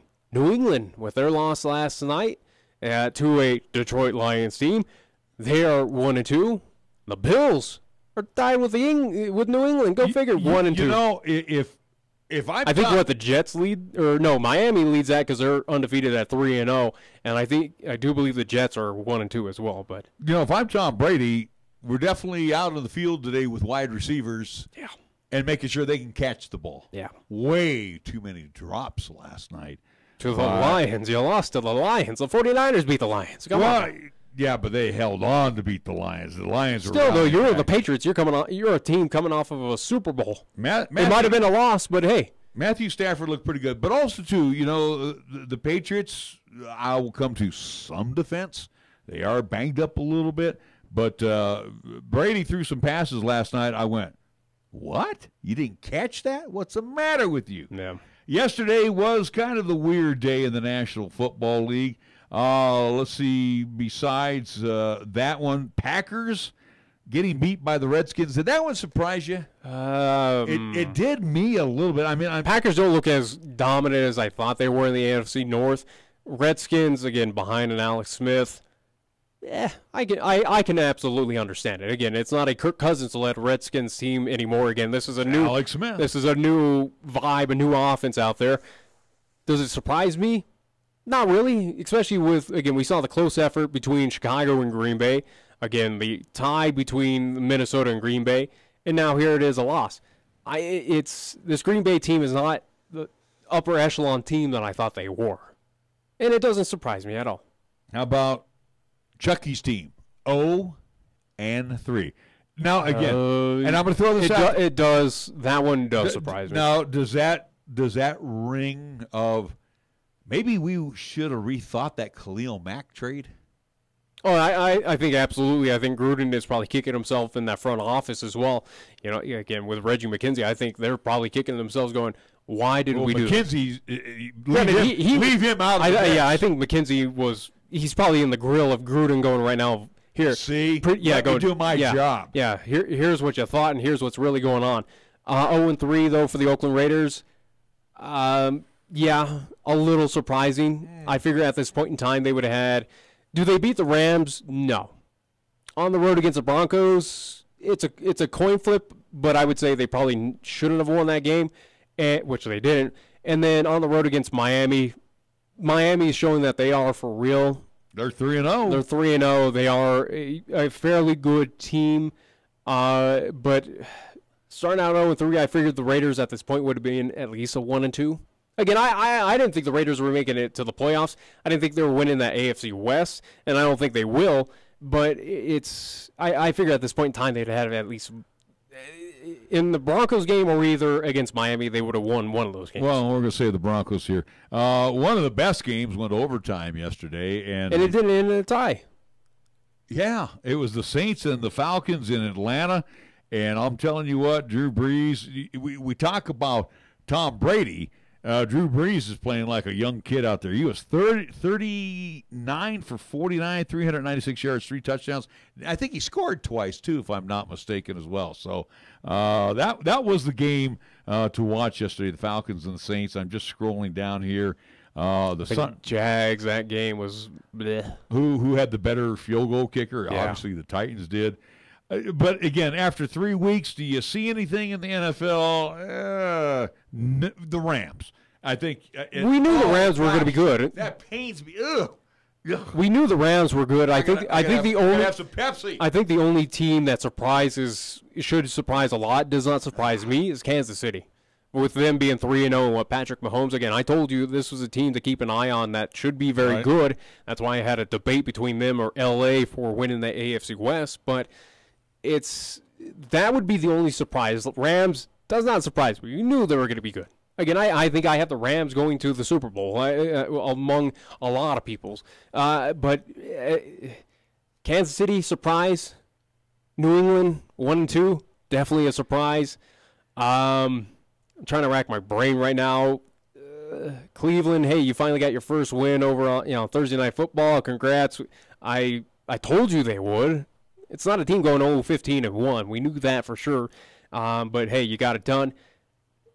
Depending on the result of tonight, this is a must-win for the Steelers. Don't kid yourself. No, yeah, they have to. They lose tonight. They're 0-2-1. They got the Buccaneers. And then I asked the question, if the Buccaneers do win tonight, offensively behind Ryan Fitzpatrick, does that tell Jameis Winston, you're bench, boy? It should. If they go 3-0, at least coming up tonight on Monday Night Football, yes. Because I don't think Jameis Winston is all that good in his first two seasons. Again, what do? You do like any other football team. You do, again, kind of a similar situation what we saw in San Francisco of going, hey, who's the hot hand right now? Who's not injured? Hey, we're going to go with the guy who's winning us ball games. Ryan Fitzpatrick, you're our guy. Jameis Winston, absolutely. That would be the shock. If they go 3-0 and they bring back Jameis Winston and go, hey, it's your team now, have fun, that would be the dumbest move and would be the most surprising move of the NFL season. You go back and thinking of the Alex Smith situation, he shouldn't have been replaced as number one by Colin Kaepernick, but Harbaugh decided to stay with the hot hand. Yeah, you go with who's winning. Okay. Who's winning. You got to look at the same. If you're going to have that mentality, Jameis Winston did not think about his team when he was being stupid. No. And getting in trouble and being suspended. And guess what? For 3 games. He lost his job, and he's going to probably lose his job for the remainder of the season. He should hold a clipboard until that time allows him to, regain the number one signal caller. But right now, Ryan Fitzpatrick's got the hot hand. You go with the hot hand, and if they beat the Steelers, Pittsburgh's got some serious problems. If they lose at home against the Steelers Monday Night Football, then I ease back a bit on if they entertain with Jameis Winston. Do I see it if they do lose to the Steelers tonight? Do I see them going, all right, Jameis Winston, we'll see what you can do? Half and half. I would say half and half. Again, here's the deal with Fitzpatrick. He's been spreading that football around. Winston kind of eyeballs one receiver all the time. I'm not impressed by Winston. I never have been. Yeah, I haven't either, and he hasn't won for them. That's just it. They don't win. They're 2-0. They beat the Steelers. You definitely got an argument for Ryan Fitzpatrick being your signal caller. I think you already do 2 games in. All right, we got to take a timeout. And when we come back, and again, I want to remind you, we still have tickets to give away to the Cowboys and the Boise State Broncos coming up this Saturday at the War. Mm-hmm. We'll do that here, obviously, on the backside of the 4 o'clock hour. I think what we should do, instead of going to a break, is get Vance Joseph out of the way, because, again, he had very limited post-game conference after the loss to the Baltimore Ravens on the road. He was Did he not blame himself for that loss? I don't know. Because we didn't really talk about the Broncos yet, and we should. We'll get it out of the way, and then we can talk about it after the break. Because, again, it's a quick one. All right, well, let's go to the post-game comments of one Vance Joseph, who is now 2-1 on the season after yesterday's loss to the Baltimore Ravens in Baltimore. Well, anyway, so as he will step up to the microphone and tell us what's going on. Is he ready to rock and roll there, Nixter? Let's do it again. We had one game day injury. We had one game Tremaine Brock. He did day injury. That was Tremaine Brock. He did not return. Questions? We can't do it. We can't do it.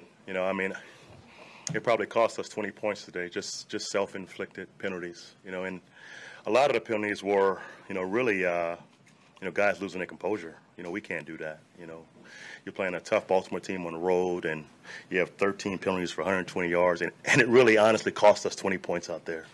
So that obviously killed us today. What did you see on the Philip Lindsay ejection? I didn't see it.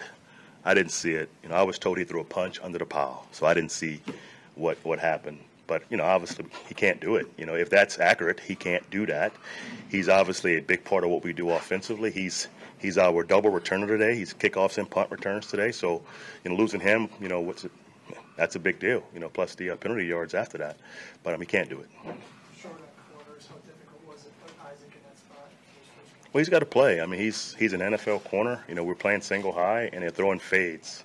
So he's got to make more plays, and our entire back end has to play better versus the pass. They couldn't run the football, so they threw it, and that's 2 weeks in a row. So we have to shore it up in the back end and play much better. What was going on with the line today? I know they're a good team in terms of pressure, but it's yeah. like it's a little bit of a scramble with big chunks in terms of tackles trying to deal with the pressure. They have good rushers, obviously, with Suggs and a 99. But we have to block those guys. You have to play technique and block those guys, and you can't cheat, especially on big plays that we made down the field. They all came back because of holding calls. So we got to play better technique and do our jobs.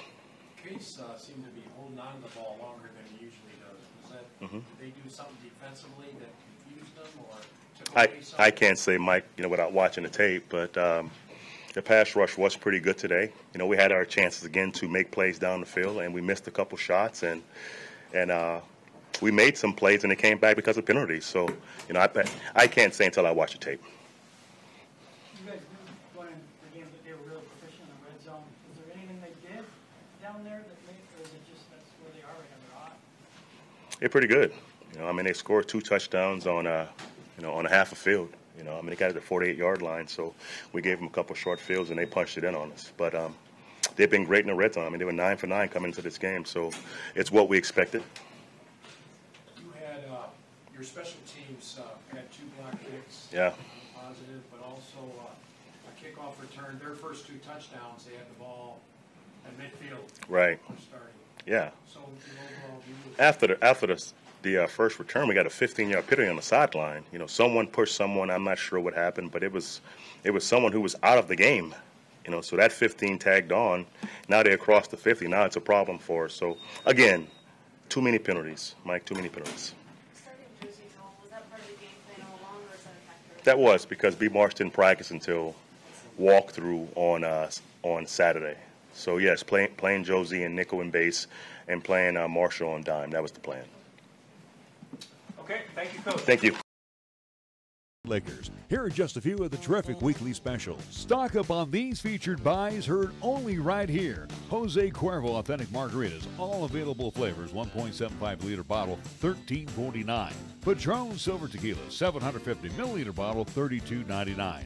And Corona Light, Corona Premier, Pacifico, Modelo Especial, or Negra Modelo, 12-pack, 12-ounce cans or bottles, $14.69. Town & Country Supermarket Liquors on the South Greeley Highway, Cheyenne's low-price leader. Family-owned and operated, Terrell Honda reminds you that the 2018's gotta go now. They're stacked deep so they can be sold cheap. Whether you buy or lease, this is the perfect time of year to shop for the best selection of 2018 Honda Civics, Accords, HRVs, and CRVs before the 2019s hit the showroom floor.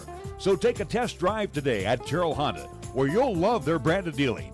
1919 Westland Road, Motor City, Cheyenne. And check them out online at TerrellHonda.com. Taco John's presents Olay the Day Pep Talks. Okay, good day in the weight room, boys. Remember, we lift weights for strength. For cardio, we lift weights faster. Wachowski, quit looking at your stomach, son. What you're looking for ain't there. If you want a six-pack, the easiest way to get one is at Taco John's. Stop in for a 6-pack and a pound at Taco John's. Get 6 crispy beef tacos and a pound of potato olays, all for $10.99. Let's Olay the day and go get one right now. Last one there has to pick up Mrs. Coach from jiu-jitsu class. Olay the day at Taco John's. Here's the latest weather forecast on 1480 KRAE. Weather-wise for today, partly sunny. Look for a daytime high of 69 with a slight chance of showers and thunderstorms developing this afternoon. For tonight, partly cloudy. Our low dropping down to 42 degrees with a slight chance of showers and thunderstorms this evening. Mostly sunny for tomorrow, a little bit cooler. Expected daytime high 57. Partly cloudy Tuesday night. Our low dropping down to 38. And for Wednesday, a little bit warmer sunshine, and we're calling for a daytime high of 68 degrees. You bleed brown and gold? So do we. Wyoming Cowboys football and basketball is always front and center on the show. This is Wyoming Sports Talk Today, and it's here on AM 1480 KRAE.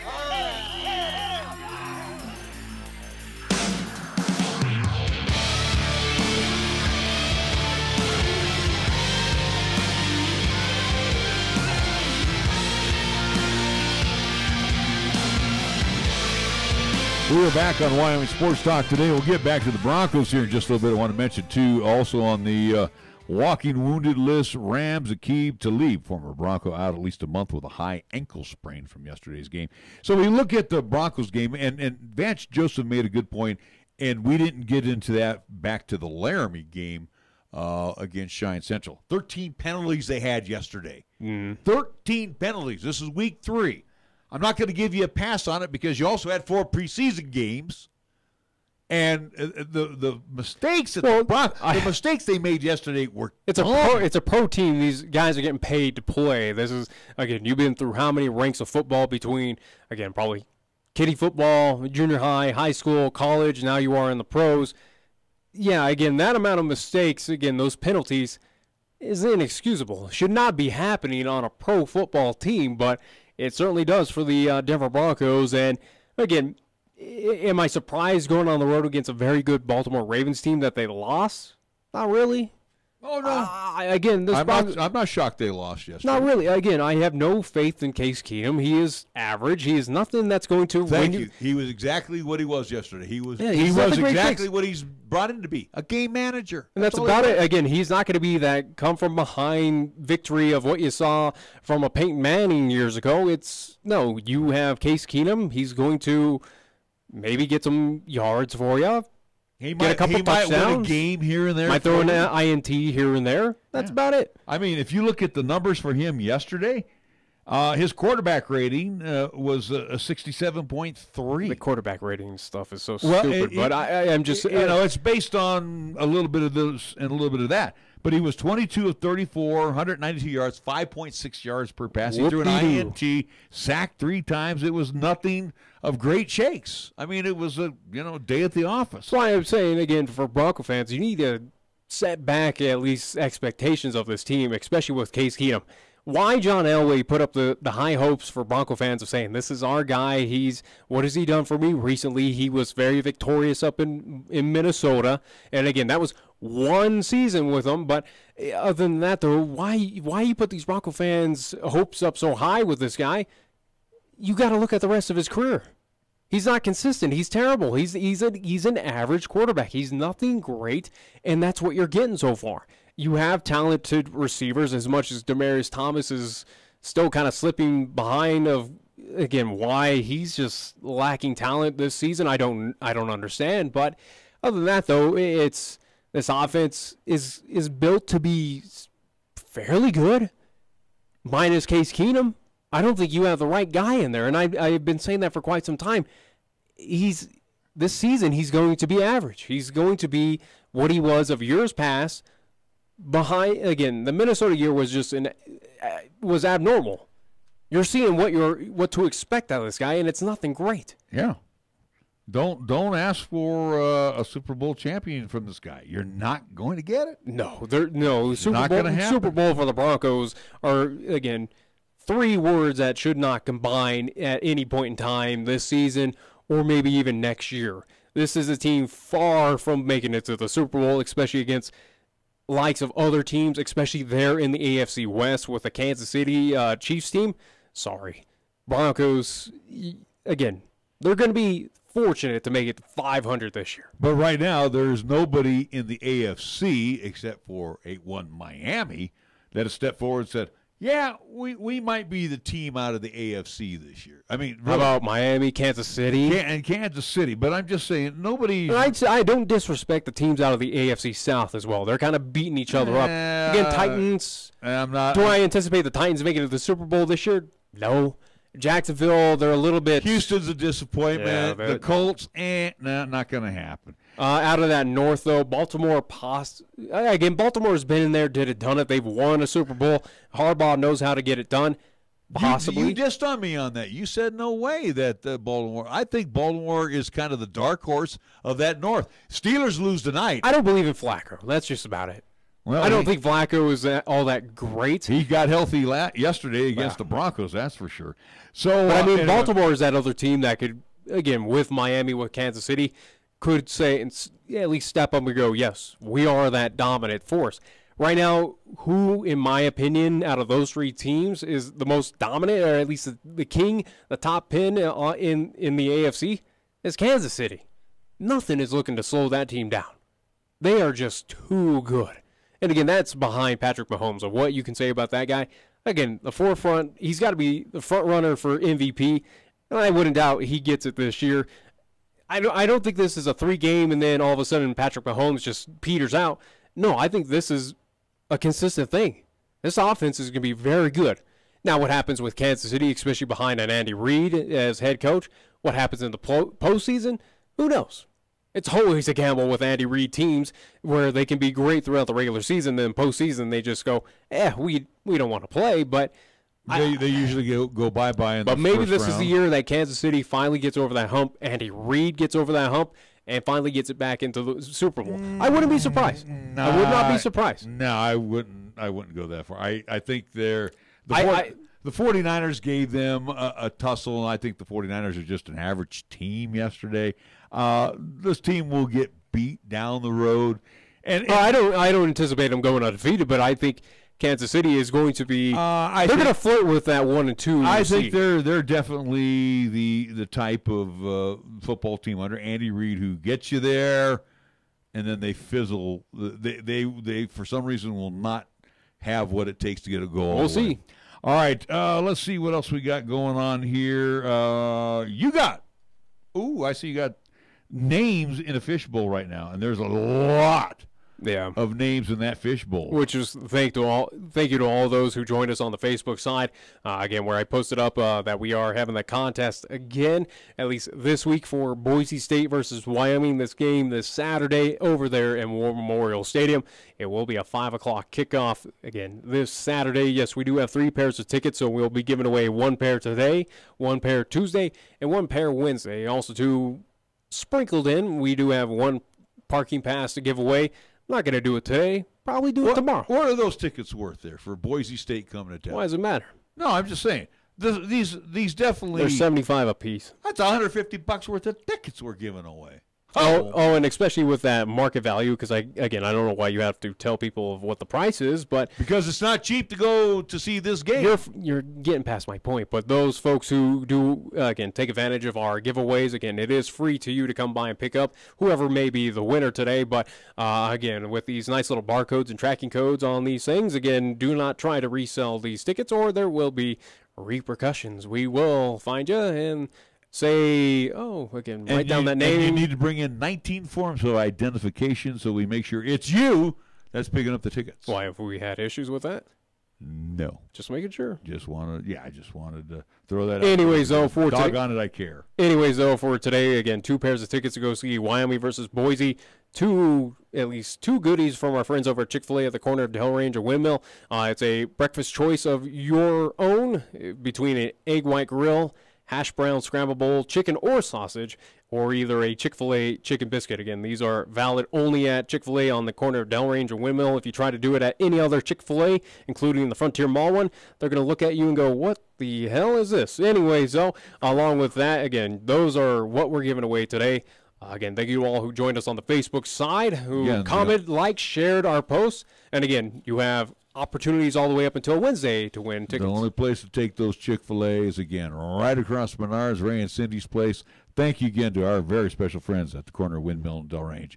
And, yes, ProMan's season tickets ready to be given away because you and me are going to be sitting up in the press box. Oh, boy. Anyways, let's see. The winner today of the pair of tickets and the goodies to Chick-fil-A will be Brad Smith. That's a likely story. Brad Smith. Huh? Smith. Brad Smith. Imagine him going to a hotel. Smith. Yeah, right. Anyway. It's a common name. I know it's a common name, and I was just giving him grief. Brad Smith, congratulations. 2 tickets to see the Pokes and the Broncos. And again, we'll notify you on Facebook, at least private message you, at least how you come by and get those tickets. Again, come on down to the KRAE studios. Also, too, it will be during the time between 9 a.m. and 2 because, again, we got other things to do. Again, we'll message you on Facebook of how you pick up those tickets. So, again, congratulations to Brad Smith. Again, we will have a winner tomorrow and another winner on Wednesday. So, again, all entries as of right now still valid all the way up until the last ticket is given away on Friday, or at least Wednesday's show. All right, what do you want to do? You want to take one last break? We got to give you time. We got 2 more breaks left, so we will combine it into one big one. Let's combine it one big one. Then we're going to wrap it up with major. Well, we could just say Tiger won yesterday, but yeah, just leave it at that. Who cares? It just pains you, huh? It pains you that he won yesterday. It doesn't pain me, but it does come at a. It does pain you. It does come at a little. You said he would never win another major tournament. And I thought that was a valid explanation. Again, it didn't look like anytime soon he was going to. Congrats, he got it done. Finally, got over the hump. Will he do it again? Possibly. And I think it's something good for the sport of golf, especially for PGA. I think it's with him winning yesterday. It brings back people to PGA. It brings back eyes and ears that may have not tuned in because, again, it wasn't Tiger Woods winning because no one else knows who's a part of this. Again, not talking diehard golf fans, but average where it's like, oh, I know who Tiger is. You should have seen the crowds out there yesterday, especially. Well, again, those are diehard fans. They're going out there. And I was kidding yesterday because that it reminded you of the scene from Happy Gilmore. Yeah, but also, too, you had the chance to see technically, quote-unquote, history there where, again, Guy has not won it since 2000, I do believe 2013. 5 years. Yeah.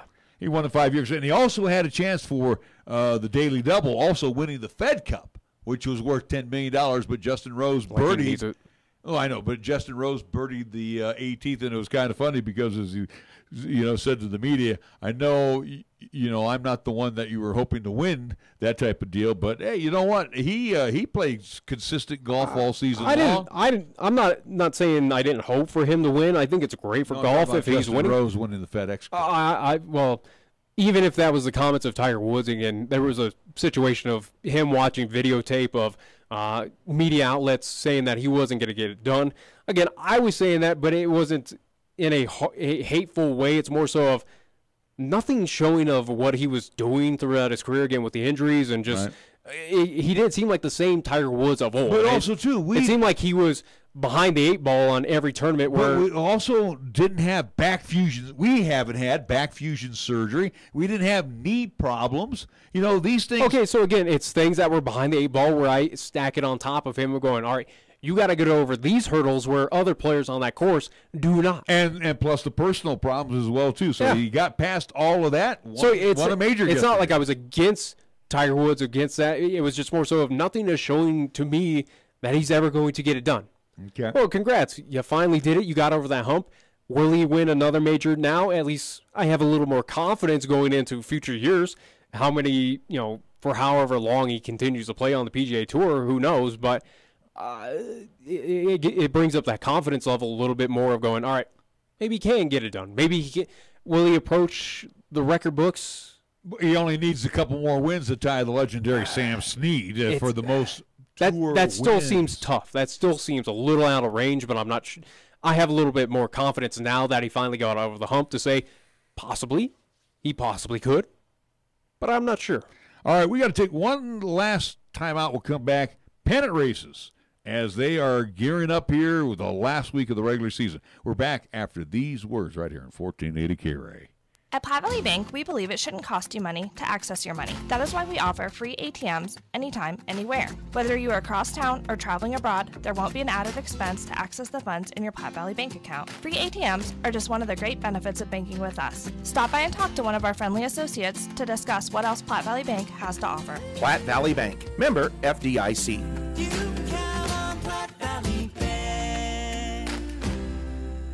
Community banking for you. Do you know that almost 30,000 American men will die from prostate cancer this year? Do you know that behind lung cancer, prostate cancer is the second leading cause of cancer death in American men? Cheyenne Urological reminds everyone that September is Prostate Cancer Awareness Month, and getting a checkup is a key component to avoiding prostate cancer. So for us guys, we need to stay healthy. Get a checkup. Call Cheyenne Urological at 635-4131 today and make an appointment. That's 635-4131. Don't move firewood. Firewood can carry insects and diseases that kill trees. Remember to always get firewood as close to your destination as possible. Burn firewood where you buy or gather it. Trees in towns and forests are threatened by native and exotic insects and diseases that can hitch a ride in a load of firewood. Let's keep forests healthy so we can continue to enjoy camping, hiking, hunting, and fishing. Brought to you by the Wyoming State Forestry Division in cooperation with the U.S. Forest Service. Due to our stormy season this summer, Jolly Rogers RV Sales and Service is offering you a hail of a deal on a wide variety of travel trailers, including toy haulers. Get up to an additional 50% off MSRP on Jolly Rogers' already low prices. Check out their new and used inventory. Damaged or not, you can still travel in style. Call Jolly Rogers RV Sales and Service today, your exclusive Jayco dealer, at 634-8457. See them at 6102 U.S. Highway 30 or go to jollyrogersrv.com. When you say Mondello Pizzeria, think authentic Italian. When you say Mondello Pizzeria, think made fresh from scratch. When you say Mondello Pizzeria, think great pizza, delicious Philly cheesesteak, superb hot and cold Italian sandwiches, meatballs, sausage, and special subs, calzones, crisp salads, and great service. When you say Mondello's Pizzeria, think unmatched Italian taste. Mondello's Pizzeria, 1507 Stillwater Avenue, your only true Italian stop for lunch or dinner. Cheyenne Auto Repair and Service, proven and respected when it comes to the care of your vehicle. For nearly 25 years, Cars has been there to repair and fix those minor problems to get you back on the road without major difficulties. And now, as we do more traveling at this time of year, see Cheyenne Auto Repair and Service first for your car or truck when it comes to tuning it up, an oil change, brakes, shocks, work on your air conditioning unit, and so much more. John and his crew at Cars gives your vehicle the precise detail it deserves. Respected with quality workmanship. Always bring your vehicle to Cheyenne Auto Repair and Service at 604 West Lincoln Way. Call for an appointment at 632-0498. Open Monday through Friday. 1480 KRAE is your home for live play-by-play coverage of high school basketball and football. Hi, this is Nick Brody inviting you to hear all the play-by-play calls of East, Central, and South football and basketball. You'll hear the conference action along with the postseason, and during the basketball season, 1480 KRAE features both boys and girls games. Catch all the exciting calls on AM 1480 KRAE, also streaming the games worldwide on the web at 1480krae.com. Here's the latest weather forecast on 1480 KRAE. Weather-wise for today, partly sunny. Look for a daytime high of 69 with a slight chance of showers and thunderstorms developing this afternoon.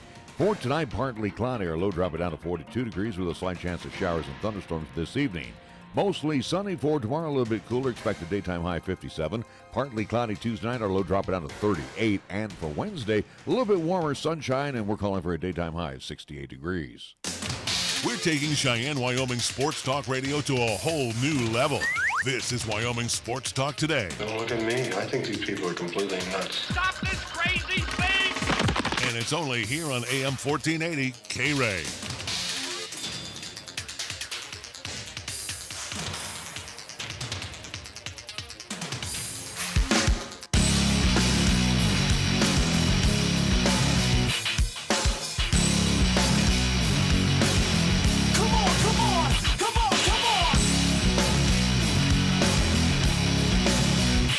Welcome back to Wyoming Sports Talk Today. Taking a look at the baseball standings right now. Final week of the season. Believe it or not, the Red Sox, Indians, Astros have all punched their ticket to the playoffs, as have the Yankees. Tampa Bay is technically still in it. The A's magic number is 1. So hopefully, and again, they're given a 99.9% chance of making the playoffs. Go figure. The A's are a game and a half behind the Yanks for the number one playoff. And again, AL wild card. AL, we already know who's in it. It's just seeding at this point in time. You already know number one is going to be Boston. It's going to be a fight between, all right, who's winning division, at least in the West. Because, again, A's still have the opportunity. Who's going to have home field advantage in the wild card game between the A's and the Yankees? If for whatever reason the Astros hang on to things. But, again, the AL, we already know. Everything's already set. In the American League, though, the A's have Seattle and the Angels left on their schedule. I think the Yankees wrap up with the Red Sox. You know the Red Sox are going to do anything they can to hose the Yankees. Clearly. So they can't hose them. Again, but Alex Cora is going to throw out. I'm just saying, this team's already punched their ticket. They're in the postseason. But they're going to throw out their big guns against the Yankees, and it's the Yankees as well. We move over to the National League, and only one team has solidified their playoff spot. Would be the Atlanta Braves. That's it. Hey, go figure. Again, I told you that the Phillies had no shot, and they didn't. And the Braves are now your NL East champions, which they haven't been in what? It almost seems like 8 years. It seems like a long time since Bobby Cox has left. Yeah. You know, it's interesting, too. The Rockies draw the Phils tonight, this week, and they draw Washington, 2 teams that are out of it. Who knows? The Phillies have won 4 out of their last 10. And the Nationals have won 4 out of the last 10. Again, who knows with the Rockies? Hey, they get beaten on the road against the Giants and Dodgers. Who they're going to face? Are they going to face second-teamers now? Are they face the 40-man roster? Who knows? Again, that's good news. With the Rockies, though, who knows what you're going to get out of the team as is? That's good news for the Rockies, though. They are facing teams that are out of it and don't care.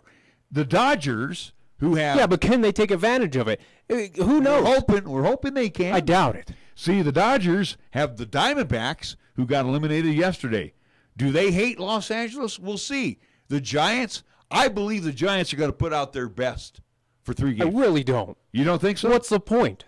What's the point? Do you really want them to lose? You're going to have your second and third. You're going to bring up your people from Sacramento, which they've already been doing, to go, hey, Crawford, Do you need to go out for this one? It's the Dodgers. Maybe one. Okay, maybe one contest, but for the 2 or 3 other games, no. All right. Well, I really don't think so. Again, it's going to be for the Giants.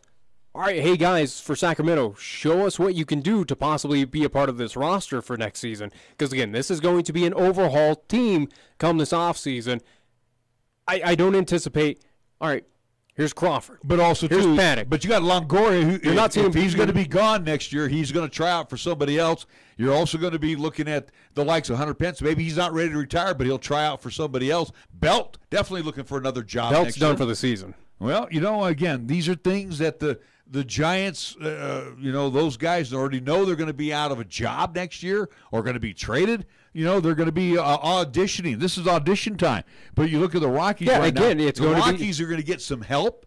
Brewers and the Cardinals are playing. Cardinals are a game and a half ahead of the Rockies have been getting help, but they blow those opportunities. They took advantage. They won 3 out of the against the Diamondbacks. Congrats, you finally found your offense. And the Padres. Who says that they can't turn and be terrible I know, again? But the Padres helped with the Rocks in a small way too. They won 1 out of 3 against the Dodgers. They gained a game. They're a game and a half out. They've got 7 to play. The Dodgers only have 6 to play. There could be a game 163. I really don't see it. Again, I in my opinion, I think for where we're at right now, again, Dodgers, you're winning the NL West. Rockies don't make it to the wild card. It's as simple as that. Again, you of what I've been saying for about a month and a half now, you're going to see your 2 central teams, again, of St. Louis, who have been turning on things, getting hot again. Milwaukee's a solidable, at least they're playing solid ball. They still have an opportunity to win the NL Central. But, again, you're going to have 3 teams representing out of the Central. You got the Braves, and then you're going to have the Dodgers. All right, well, that's your opinion. And this gang, this is the same guy who said Tiger Woods would never win another major again. All right, we got to wrap things up here. That's why everything right now is playing to win. Coming up in the 8 o'clock hour, we will have for you our Golden Age of Radio Theater, Red Skelton Times 2 from 8 until 9, 9 until 10. Our show again with our Suspense Theater. What do you think? I guess so. There you go. All right, so we will have our Golden Age Radio Theater. Maybe you should check 1480KRAE.com and go into the programming section. Let me go to that right now. And go to the Golden Age of Radio. That's where you can find it, which I post every Monday of, again, along with how many shows there will be of what show and also the title of the show you can expect per day. All right, the best of the 50s and 60s when we wrap up here again. Rockies and the Phils, 6:40 from Coors Field this evening. There's precincts in hockey, Avs, Knights. Yeah, you go ahead and watch the Avs and the Knights, and you have a wonderful time. I'm still in baseball mode, and I'm into the final week of the season where, again, I still pull for the A's, but it's the secondary team again. Giants. Hey, but you know what? With the A's, I'm hoping the Yankees lose every game. I want to see the A's host the Yankees instead of going to the Broncos. I'd rather see the A's win the AL West, which is that's outside. That's a really tough, outside shot. All right, we got to wrap things up here. We wrap things up with On This Date in History, so we send it back to Nick. What do you got? On this date, it is September 24th. We'll go back to the year 1934. This finale, this farewell happened in baseball. 1934.